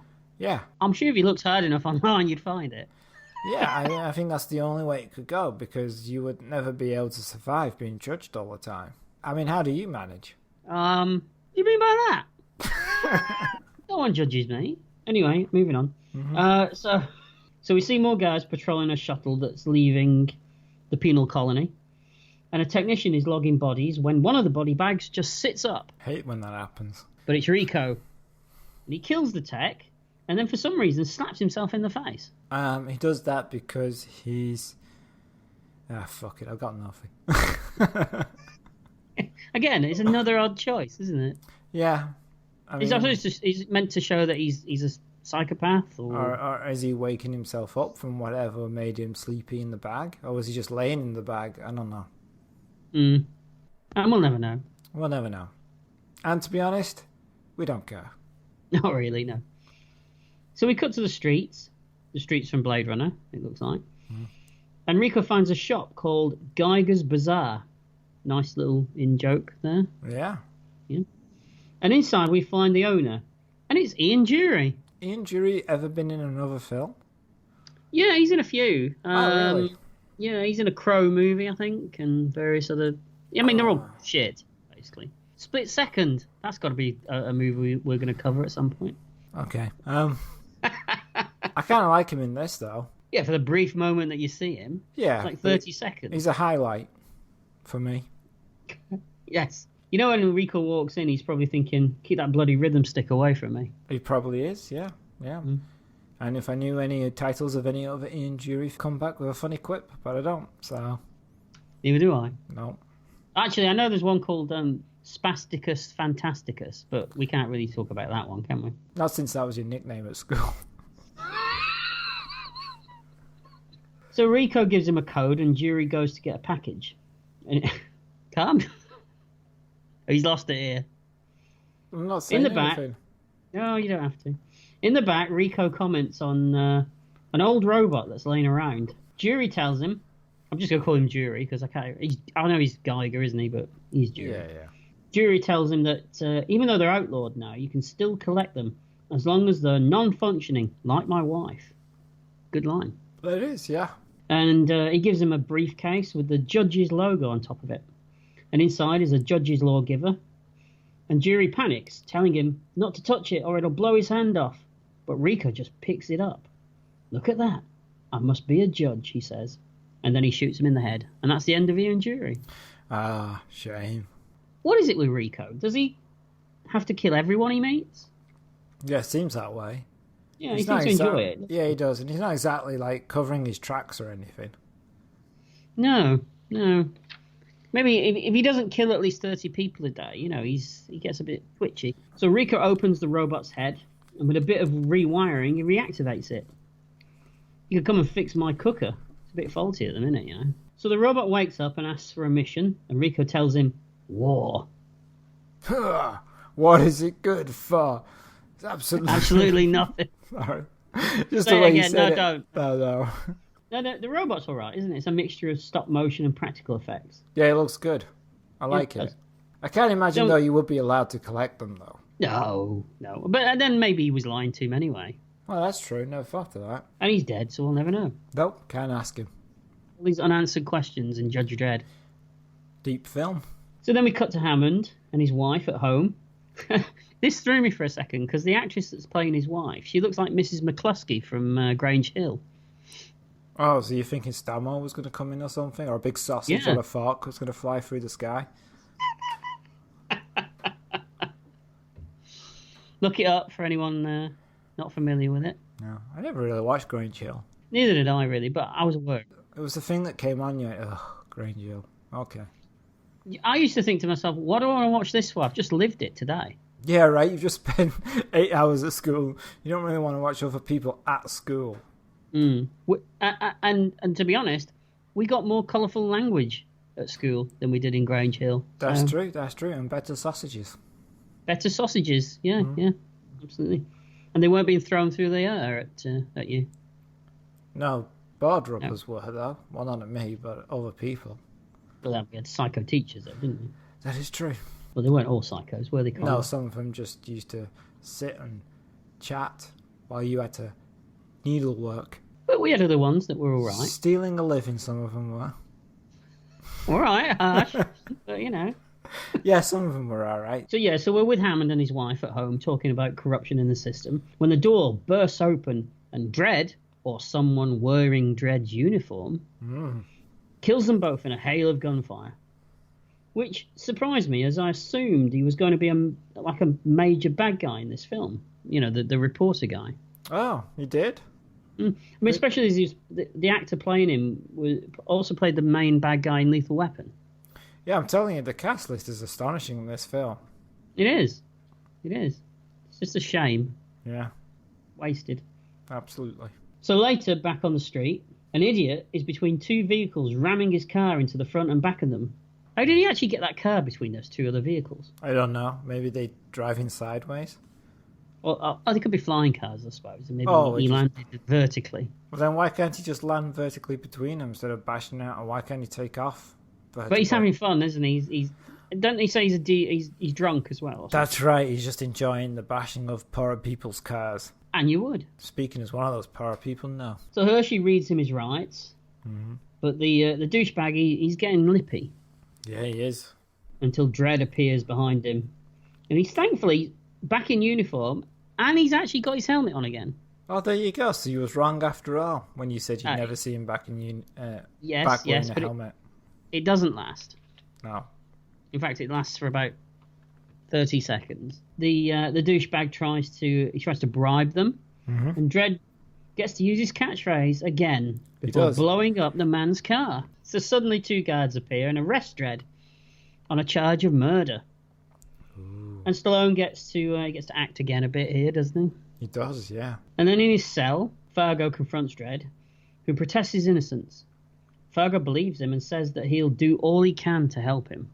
Yeah, but not everything. You say you do all you can, and then there's doing all you can, and they're very two different things, really. Apparently, yeah. It's like when I say, okay, I'm going to take the rubbish out in the morning. Mm-hmm.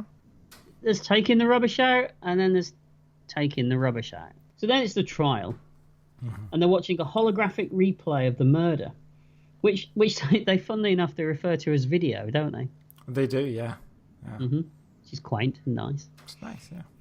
Now, Hershey defending Dredd, she objects, saying that the video is in such a low definition that it proves nothing. That was always a problem with mid-90s DVDs, wasn't it? It is, but also, can just anyone wear a judge's uniform? How would you get one? If you weren't a judge, how would you get one? Have you seen them? They're made of plastic. You can make one. Toy and hobby. Yeah, you just put one together. Job done. All right, I'll go with that. Yeah. So she asks that the charges be dropped. So Fergo agrees that the video is inadmissible, but there's more. They present top secret information, and a rather sexy computer voice tells the court that Dredd's DNA was found on the bullets that killed Hammond and his wife. Ooh. Now, how did he get his DNA on him, do you reckon? He sucked each individual bullet. That was very tame. I was expecting more from you there, Colin.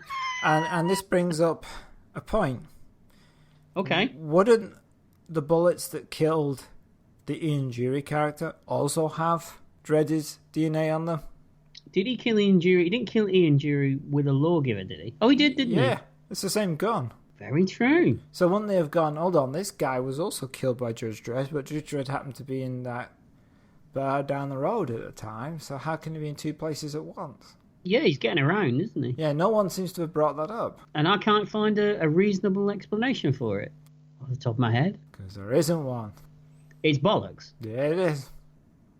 Also, right. If you're a prosecution team, why would you lead with this evidence of the video that's pretty, crappy, and then suddenly bring up the DNA business with the bullets? Wouldn't you just go straight to that and job done? Maybe the DNA evidence required a bit more work, and the guy was thinking, do you know what? If I can just fudge it through on this crappy video thing, I might have to do the rest of the work. Mm-hmm. Come on, we've all been there. Where have I heard that work ethic before? Hey, watch it.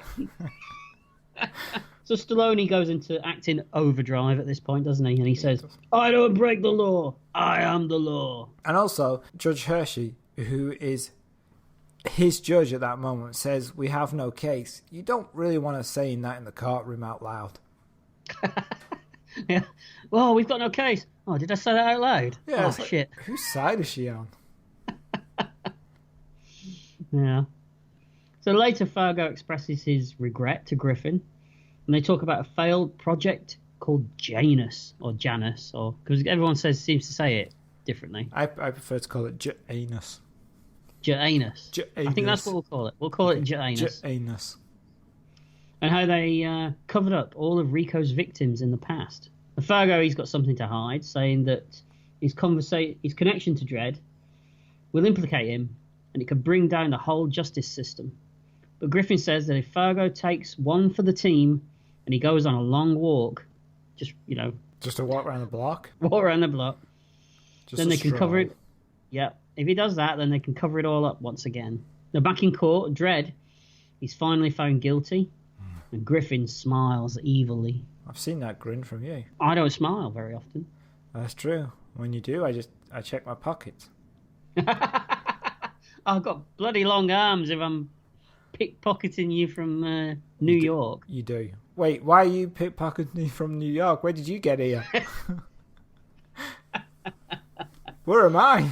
I'd just like to say for any employers listening out there, I've never pickpocketed anyone. Not internationally. No. Of course. No. Locally, different question. Luckily, that's never come up. No. Okay. It's a joke.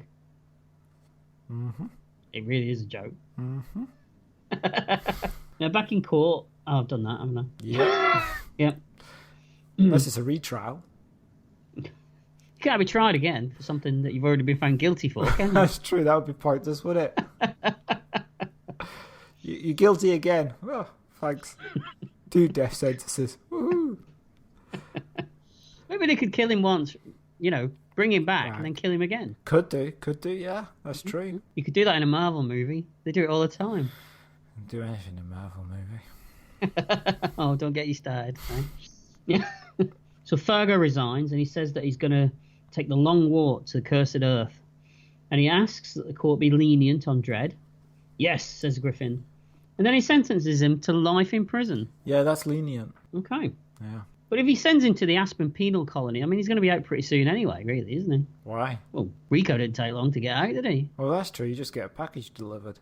Get a package delivered and Bob's your uncle. Well, no, Rico's your brother, not Bob's your uncle. Yeah, but if Rico's your brother and Bob's your uncle, then Jeff must be your cousin. Lost cousin, yeah. But I also like Judge Hershey's like half-hearted protest, where she's like, "I demand an acquittal," blah blah blah, and then Fergo says, Griffin says, "You're out of order. That's the end of it," and she goes, "Oh, okay." She doesn't put up much of a fight. She knows when she's beaten. Hershey apologises to Dredd, saying that she's let him down. She has, true, right? She's terrible. Yeah, I see. You're too bloody right, you have. Yeah. Also, they're going to give Fergo the long walk, which is like a death sentence, apparently. But isn't the long walk what they end up doing anyway? Yeah, so it's not that much more of a terrible thing for him, really, is it? No, it's what he was going to end up doing anyway. Yeah, because, I mean, he's getting on anyway. It's coming up soon for him, isn't it? Yeah, so they just speeded it up. Yeah. I don't know what he's complaining about. He sees entitlement. These old people, they feel like they're entitled to stuff, don't they? Yeah, you do. Hang on, what? So then they take away Dredd's badge. And for some reason, they rip off the arms of his shirt first and then take the shirt off him.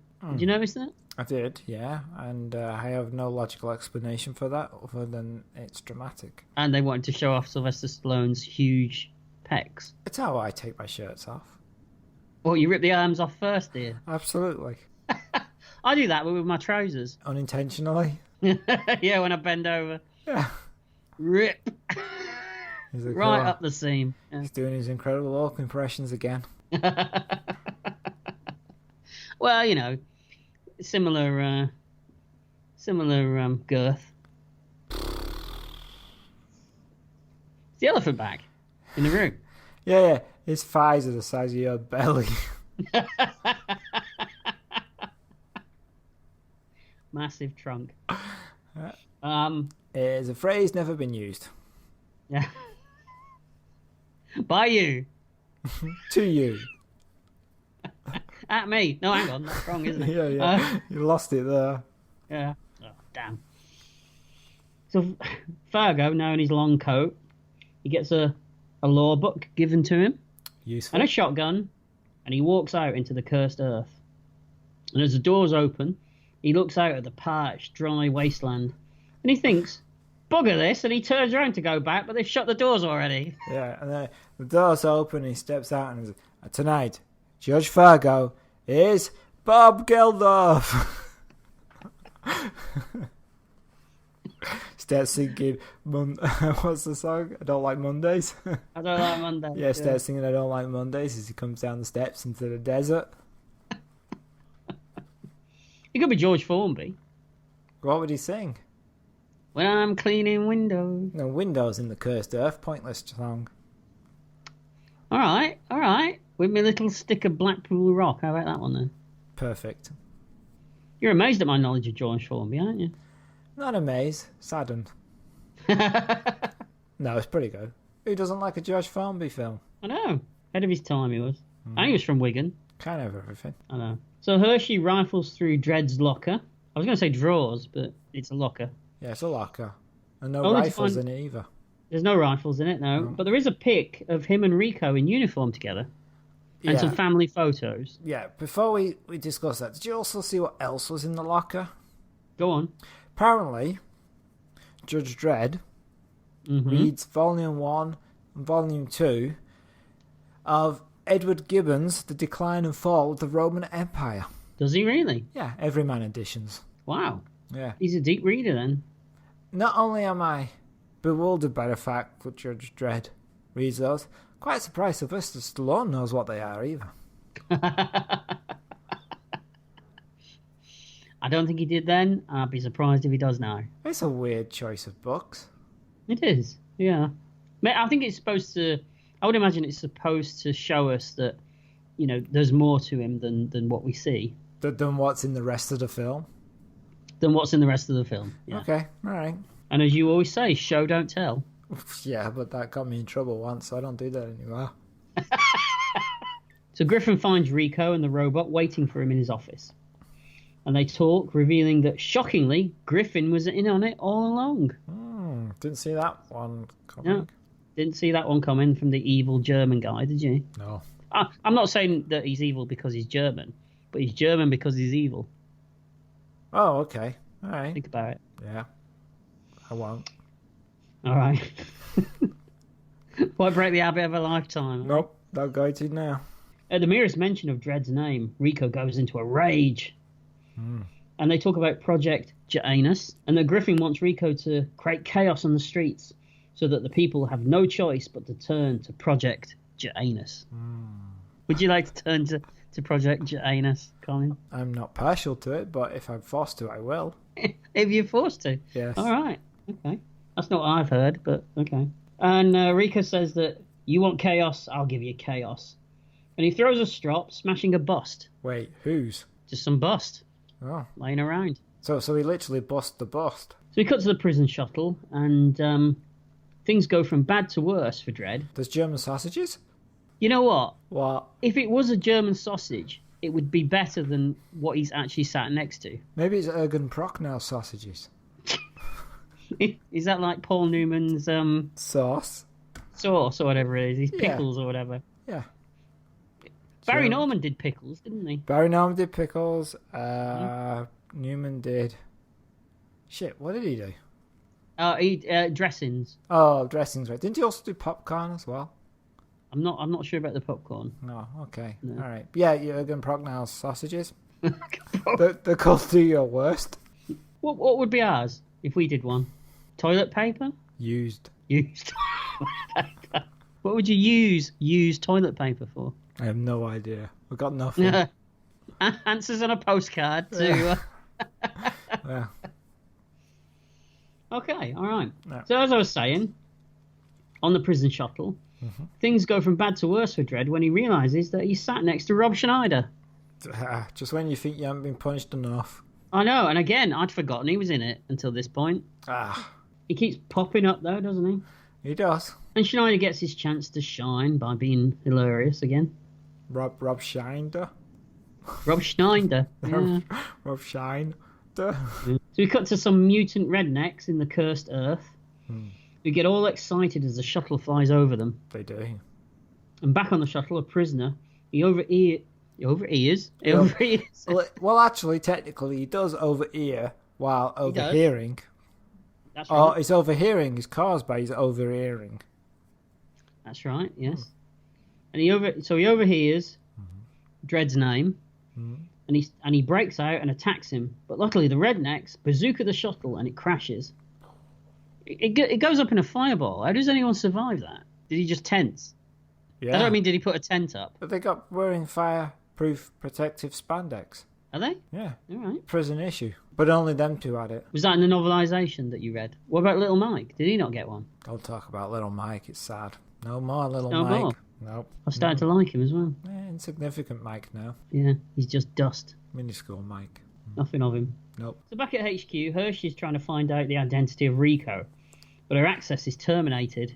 I wouldn't terminate her access any day. Well, I'm not being funny, but if she knew what was good for her, she'd terminate her access around you. Wow, that was harsh. His face. You genuinely looked hurt then, Colin. Offended beyond belief. I feel bad now. Yeah, so you should. Oh, hang on. You called me Spasticus Fantasticus earlier. I didn't call you that. I said that was your nickname. Yeah, Don't mean I used it. Yeah, you might not have done it to my face. Wait, no, I never did it to your face. Back away from that complaint.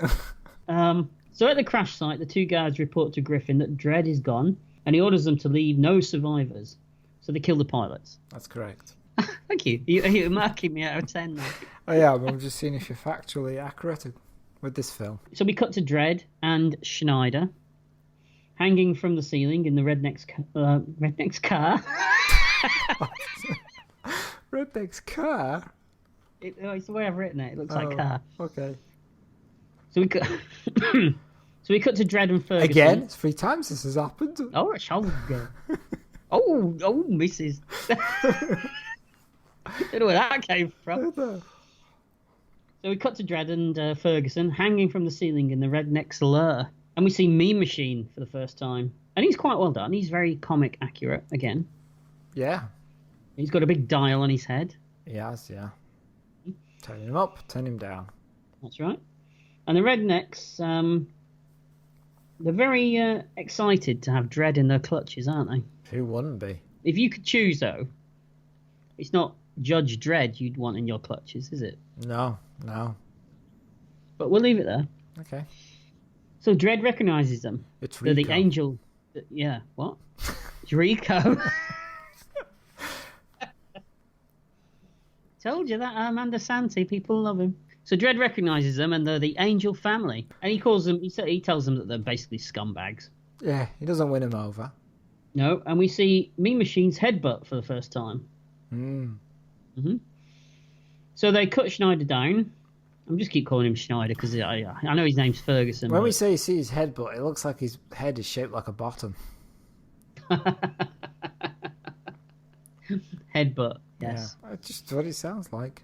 He does. He does. So they cut Schneider down, and he thinks that he's been released. Yeah, they say, Schneider, you're small, you're not funny, you're insignificant, don't know why you're in this film. That's how they cut him down.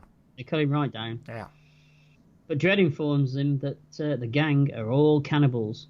And don't eat me, he says. I've got gonorrhea. Are they fine young cannibals? And you know what they said to the pa? Oh, no, what? They said, Daddy, won't you come on home? I'm sorry. Are you going to do the whole song? No. That's all you know, right? That is all I know, Okay. yeah. And I think I got those rhymed the wrong way anyway. Nah. I did laugh at that line, though, about gonorrhea, I have to say. Wait, you laughed at a line that Rob Schneider delivered in Judge Dredd? Despite myself, I did laugh at that line. Then it must have been a really good line. It mentioned gonorrhea. What's not to like? I mean, when you heard it that time at the doctor's, it probably wasn't that funny. Do you know, I ever tell you about the time I went to a... Shit, where's this going? I went to a venereal disease museum in Blackpool. Is that what they're calling the hospital now there? No, it was lots of wax representations of venereal diseases in various stages. A lot of people waxing off. Yeah, I saw a lot of lawgivers that day as well. Well, that's an interesting topic to have a museum about. I know. There was one I saw, and it was a lady's parts. Okay. One, and it looked normal from one angle, but when you looked at the other angle, it had one massive flap. Not sure we could use this in the podcast, but thanks for joining in. That's a quandary for you, isn't it? Yeah. Oh, you can leave the flap in. So as the others take Schneider away, Pa tells Mean Machine to kill Dredd. But he screws up and Dredd takes out the family. I mean, he kills them. He doesn't nice dinner, take it back. Movie. Yeah. Just as Griffin's guards find them. And Dredd pretty much kills everyone in the room. In classic Stallone-like ways as well, doesn't he? He does. That was very good. Thanks. Did they get you to do the overlay? Did they at the time? The overlay? Yeah, you know, the all the sound effects. The ADR and the dubbing. Yeah, did they get you to do it? Paid handsomely, I was. Were you? In grapefruit. So, but unfortunately, there's a third guard who's just about to kill Dredd when a hooded stranger takes him out from behind. Oh, I hate when a hooded stranger takes you from behind. Yes, it's Fargo. He takes out the guard, and he says, "Together again." Just as Mean Machine skewers him from behind. Yeah, it makes a Fargo kebab. It does. And so Dredd and Mean Machine fight, and he gets to quip and use his catchphrase again, doesn't he? He does. And he does it as he pulls out the wiring from his robotic arm and he electrocutes him and kills him. Now, this fight's a complete letdown, I thought. Oh, you don't like it? No, it's weak. I mean, Mean Machine needs to be given more screen time than this. I'm not a big enough fan of Judge Dredd to know enough about Mean Machine to care one way or the other. No, he's a big character. He needs more than this. Okay, so he was robbed. Plus, all the jokes and the catchphrases they're starting to grate on me a bit now. Yeah, I can see that. So back with Hershey, she discovers that Dredd's family photos are all fake. Yeah. Only the baby in them is real. The other people in are CGI for some reason. Now, Yeah. why bother with all that? Why not just get a couple of out-of-work actors to pose for them? Yeah, I don't Why know. create CGI people in photographs? No idea. Seems like a lot of work, right? A lot of work. And Yeah. I don't like a lot of work. We know that. Makes you ill. So Fargo, he's on his last breath. Yeah.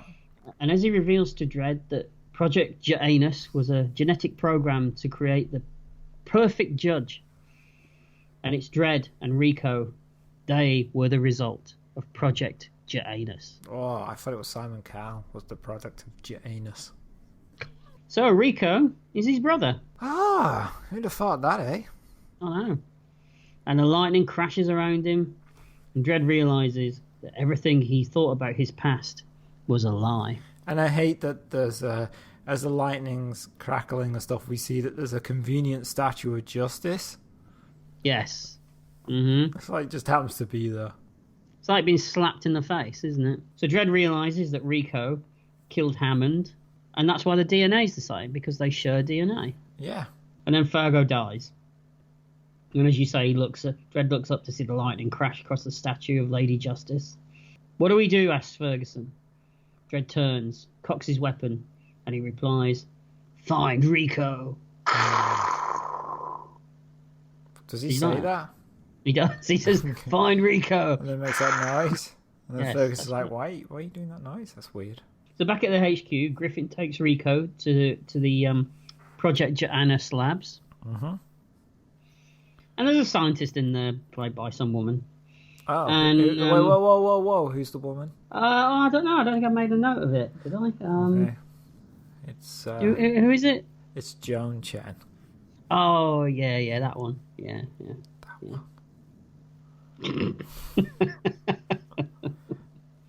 But you sat bolt upright at that point, didn't you?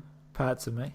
So Rico points out that Janus is useless unless the council releases all the files. So I was thinking, good luck with that. They still haven't fixed that pothole outside my garage. Natural. That was a natural laugh, Colin. You did that very well. It was like watching Terry and June. Was it? Which one? Yeah, it's like what? Both? Or any accent. Yeah, Oh, any accent. Oh, Jesus, what you been drinking? I'm not drinking. Actually, I've not seen you drink. We haven't been paying attention, have you? Yeah, I don't usually. So the scientist, Joan. what's her name? Yeah, What's the name of the film, Paul? I don't know actually. I didn't make a note of it. Okay. What's her name? I don't know. Joan. You completely tuned out at this point as soon as she came on screen. Yep. Yeah, I thought so. So anyway, this scientist pokes fun at Rico, which isn't wise, as he hasn't killed anyone for the last 10 minutes. So then we get a montage of various bombs going off, unrest in the streets, and Rico's robot killing judges. So Dredd and Ferguson have walked back to the city walls. Why is he still with him? Why is Ferguson Dredd still with Yeah, why? Well, which is which? Why is Dredd still with Ferguson, or why is Ferguson still with Dredd? Ferguson's with Dredd because he knows that he's his best chance of getting through the cursed earth and back to the city. Yeah. But Dredd doesn't need him. Well, how's he going to lose him? He just keeps following him. Kill him. Oh, okay. You know he's a criminal anyway, so just kill him. Yeah, I'm not sure. Oh, I'd be sure. I know you would be. Yeah. And so Dredd tells him that they'll use the incineration tunnels to sneak back into the city. Mm-hmm. I was hoping that this was just a ploy to finally get rid of the annoying fucker, but it wasn't. No. So Hershey finds a bomb on her bike and dives away just as it explodes. Wait, there's a bum on a bike? A bomb. Oh, a bomb. Sorry. Well, there was a bomb on it, but then she dived off it, so Yeah. then it's just a bomb. Bomb, right. But at one point, her bum was on the bike. And the bomb could have blown a bum off. You wouldn't want that. No. Bomb everywhere. Yeah. Oh. Tell you what, if that happened, be a right bummer, wouldn't it? It would be. So the head judges are panicking. They're running out of judges. And Griffin brings up Project Janus again. Now, it's interesting they're running out of judges, because these ITV shows never seem to have a problem with that. Oh, it's just whoever's on the B-list, C-list celebrity. Yeah, so maybe roll they should have call, done that. Should have done. Should have got David Williams or somebody like that. Yeah, can you imagine David Williams as a judge in Judge Dredd? So Dredd and Dredd and It's someone else? he's coming. Oh, it is? Okay, build it up for it. Go on. This is one of them nights. Who is it? One of them now. Who is it? It's a knight? So Sir Galahad. Is he with Sir Galahad? I'm making this very difficult for you, aren't I? You I'm are sorry. indeed, yeah. I'll stop. Oh, don't worry. Don't worry. It's fine. It's your turn next. So Dredd and Ferguson have 30 seconds to run through the tubes before being incinerated. Mm, And we get more hilarious banter. we do. And then Stallone gets to do his Rambo Rocky run away from a fireball routine, doesn't he? He does it. We see in every film. Daylight.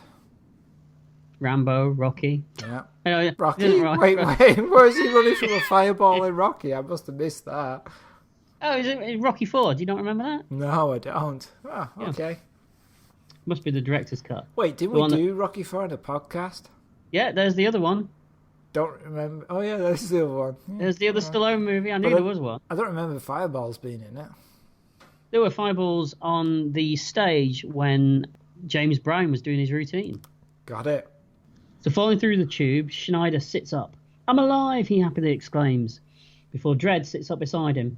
"Oh, so are you," he says. Surely they got these lines mixed up. Do you reckon that Judge Dredd should have said that? He should have said, "I'm alive."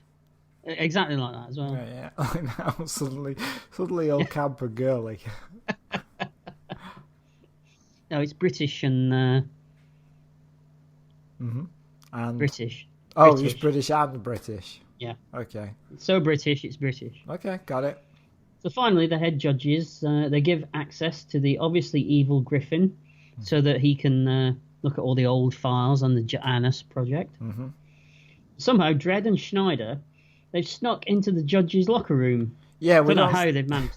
from a fireball throwing tunnel to the HQ. It's quite a leap, right? Mm-hmm. They had to go through the whole city. In rags, basically, is what they're wearing as well. Yeah, and then get into the HQ. Mm-hmm. And then all the way to the locker room. Mm-hmm. Yeah, seems almost like it's implausible. Well, it could be that there's stuff missing. That that there's stuff been cut out.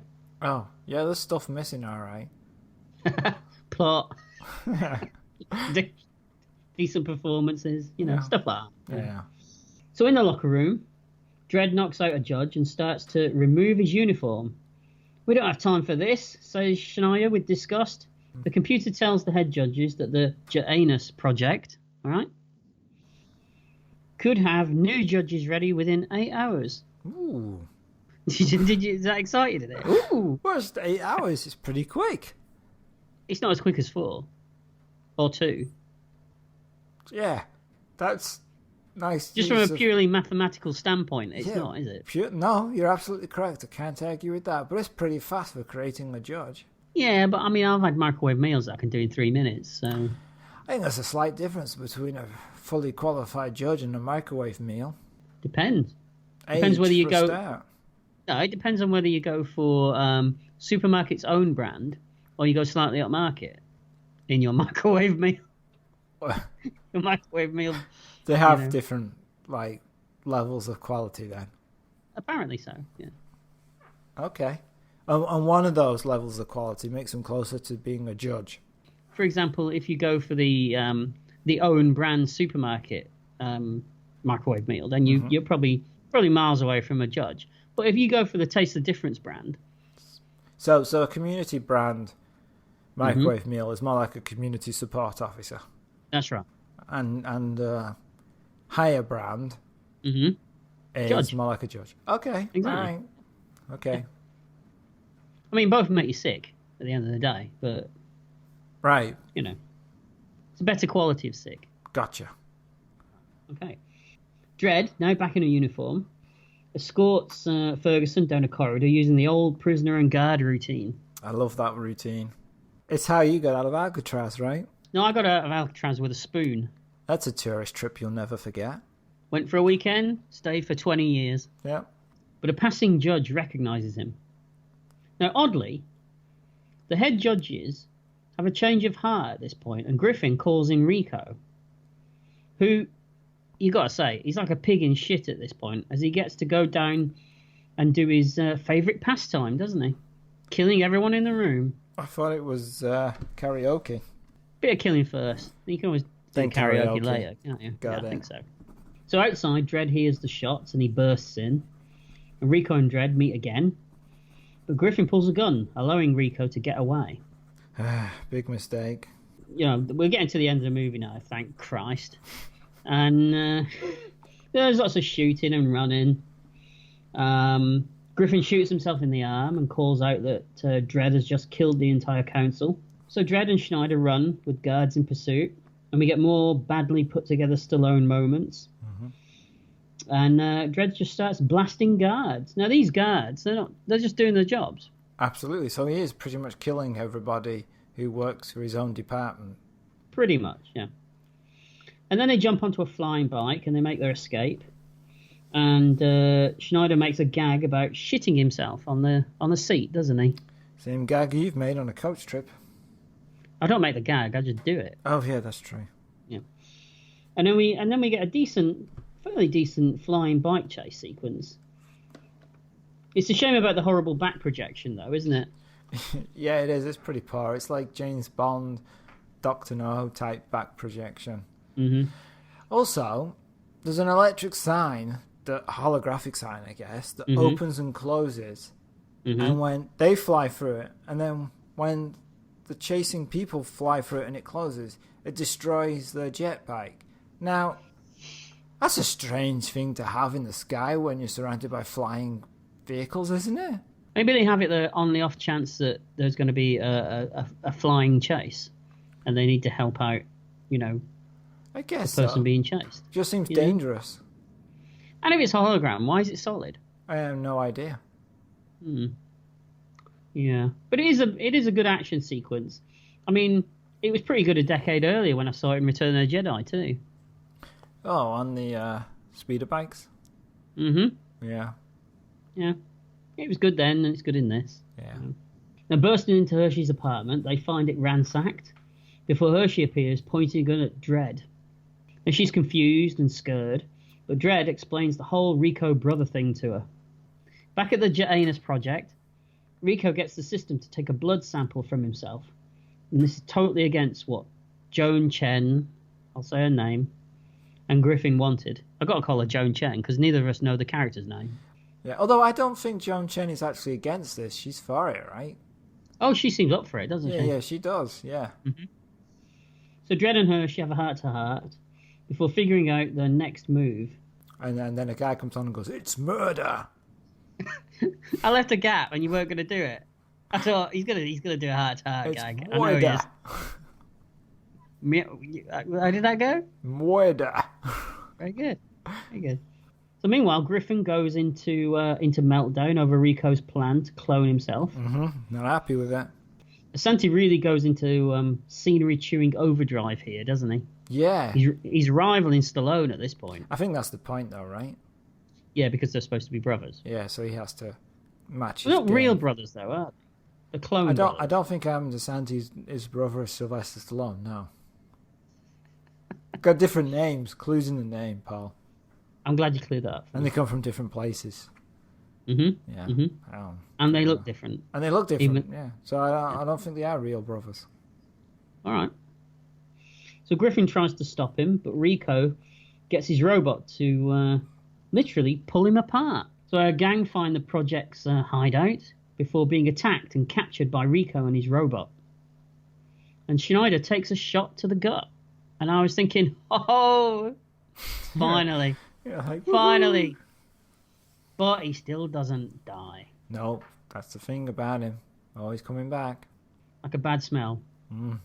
So finally, Rico and Dredd face off against each other, as Rico gets to make a "send in the clones" gag. Beautiful. Best gag of the film. And then pods descend from the ceiling containing half-finished replicants. That's what they are, really, isn't it? Replicants. Yeah, but they don't do anything. Well, one opens its eyes, and another one sort of reaches out of its hand. Yeah, but you're expecting a big fight between Judge Dredd and these half-made clones, but they don't do anything. It's whole pointless. But that would be something. Yeah, it just This does film doesn't have something. No. It has virtually nothing. So, really. So Hershey being held in the corridor by the robot, asks Schneider if he's still alive, and the entire audience is disappointed to hear that he is. Now, by the way, Rico, he's changed into a nice little black ensemble here, hasn't he, with very high-waisted trousers. Oh, the fashion guru's in town. I say I didn't do it at all. The Rico and Dredd argue about the law and family. Choose, says Rico. It's like watching Fast and the Furious, isn't it? So much It is. stuff about family. But Dredd tells him that his only chance is to kill him now. And the robot brings in Hershey, and Rico tells it to rip her arms off. But there's a problem. The robot starts freaking out.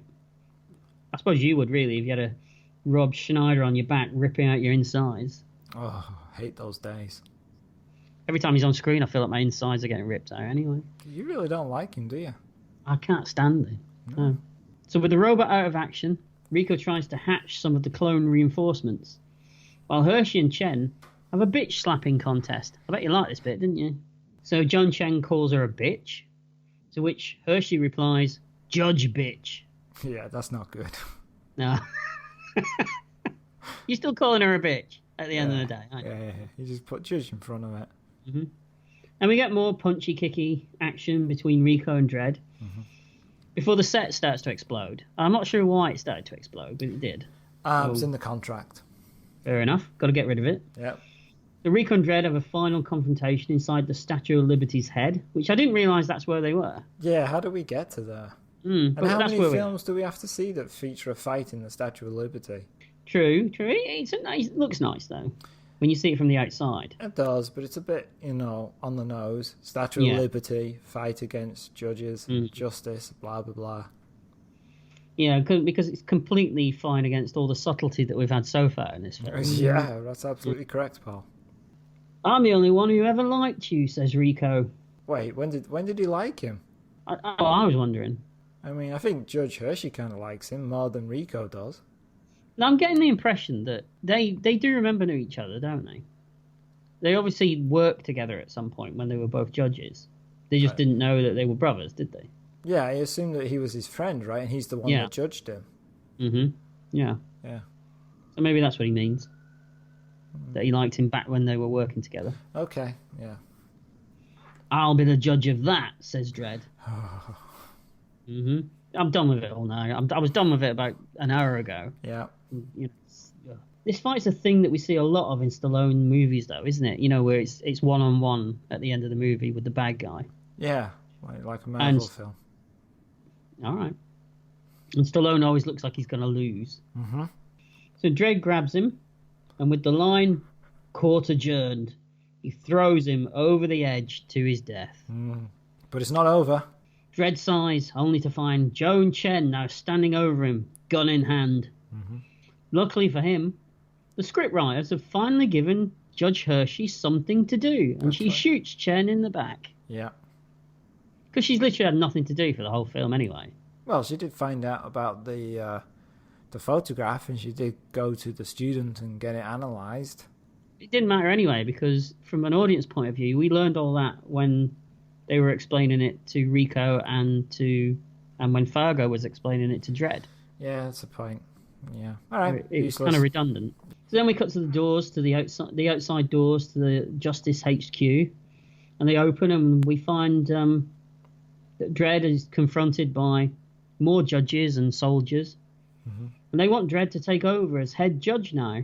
Yeah. After he's just killed half the ranks inside, but They go, "We want you to reconstitute the council." Reconstitute? Are they hydrated? What? Maybe it's that gun from the Batman movie from the 60s. That's a weird word to use, but yeah, they don't care that he's killed half of them. But he says he's a street judge. He doesn't want any of that, and he gets on his bike, kisses Hershey. You're not happy about that, are you? Not happy about that at all. No. No.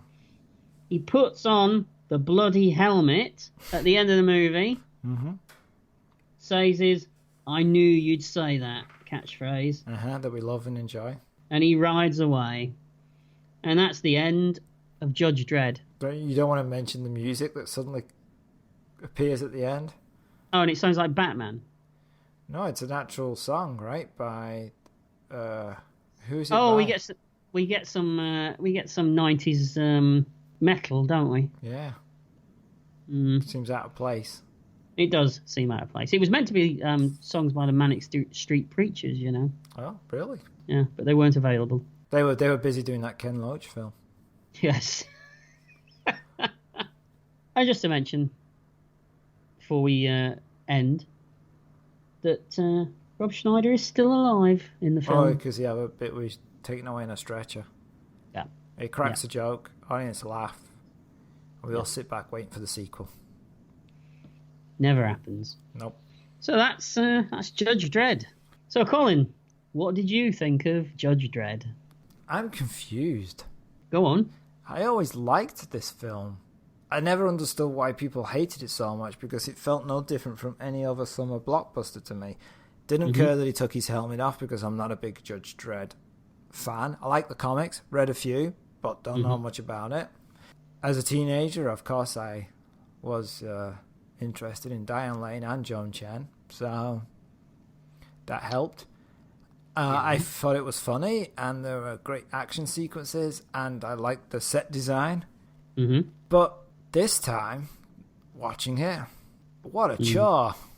And I have to be honest here. Halfway through the film, I played it at times 2 speed. Wow. Because there was no way I was sitting through all of this. And this was your choice. I know. I don't know what happened. I don't like the jokes. They get annoying. There's one or two that are fun. Yeah. Totally correct that Judge Hershey's character is pointless throughout the film. I don't know. I didn't enjoy it. Wasn't fun. So that's a hit then, is it? Absolutely, of course. It's got Diane Lane in it and Joan Chen. No, I don't know. It's a strange one because I didn't enjoy it, and I thought I would because I have in the past. Yeah, for me, it's a disappointing miss because I thought it would be a hit, but it's not. No, sorry. So is this the point where you ask me whether I like it, and I do the gag that you do every week, where you say, "Yeah, it's a fantastic film." Well, not now you've ruined the gag. Oh, exactly. Yeah. No. I agree with you 100%. You've said pretty much everything that I think. Apart from the opening 10 minutes, it's not Judge Dredd at all. No. The liberties that they take with the character, the lack of any kind of passion from the lead actor for it as well. I don't think Stallone, it was a job to him. He didn't care about this film at all. The overall disregard of the source material, all that just adds up to piss off a loyal fan base that you 100% need to keep on your side for a film like this. I mean, look at the recent Dredd film. Yeah. In that the only people that are really keeping it going are Judge Dredd fans, right? Yeah. And Carl Urban, oddly. Yeah. Yeah. He's desperate to do it, isn't he? Yeah, and he doesn't need the work. Exactly. I know. He's in everything. Yeah. Stallone's performance is sometimes it's got to be seen to be believed. I think at times in this film it's so bad. But then again, I suppose everybody's turned up to 11 in this film. That's true. Cast is amazing for this film, though. Oh, it's a as we said at the start of the show, it's a far better cast than this film has any right to have. Yeah, really. I'd love to know how much was cut out of it. You think there's a director's cut of Judge Dredd? I don't think there's a director's cut, but I think that there's a Stallone cut. Yeah, probably 6 hours long. Yeah.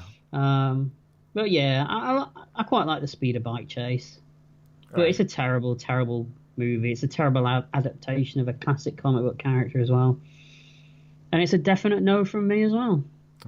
2 misses. Really disliked it. Wow. So that's it. That's it for this episode of Retrospection. We end on a nice, happy note there. Certainly did. Yeah, we hope you enjoyed it as much as we did. Not. And please rate and review us wherever you listen to us. If you have a suggestion for a film or TV show you'd like us to cover, then you can email us at retrospection@email.com. You can find us on Twitter at Retrospecky, and we're also on Facebook. Also, if you'd like us to keep up this very questionable quality, then feel free to donate just $1 to our Patreon page, and you'll have our undying loyalty forever. Wow, forever? That's a long time. What else are you going to do, eh? That's true. And you can also check out our playlist on Spotify, where you can hear the songs and music from some of the subjects that we've covered. So, Colin, what are we doing next time? And the next episode, we're going to be doing The Wild Geese from 1978, the Andrew V. McLaglen film starring Richard Burton, Roger Moore, Richard Harris, Hardy Kruger, Stuart Granger, pretty much everybody you want in a 1970s film. Now, that is a cast. It is a cast, yes. It's a very long film, too. So, if you're listening, strap in, because we will be here for 4 hours. So, on that note, I'll say bye. Bye.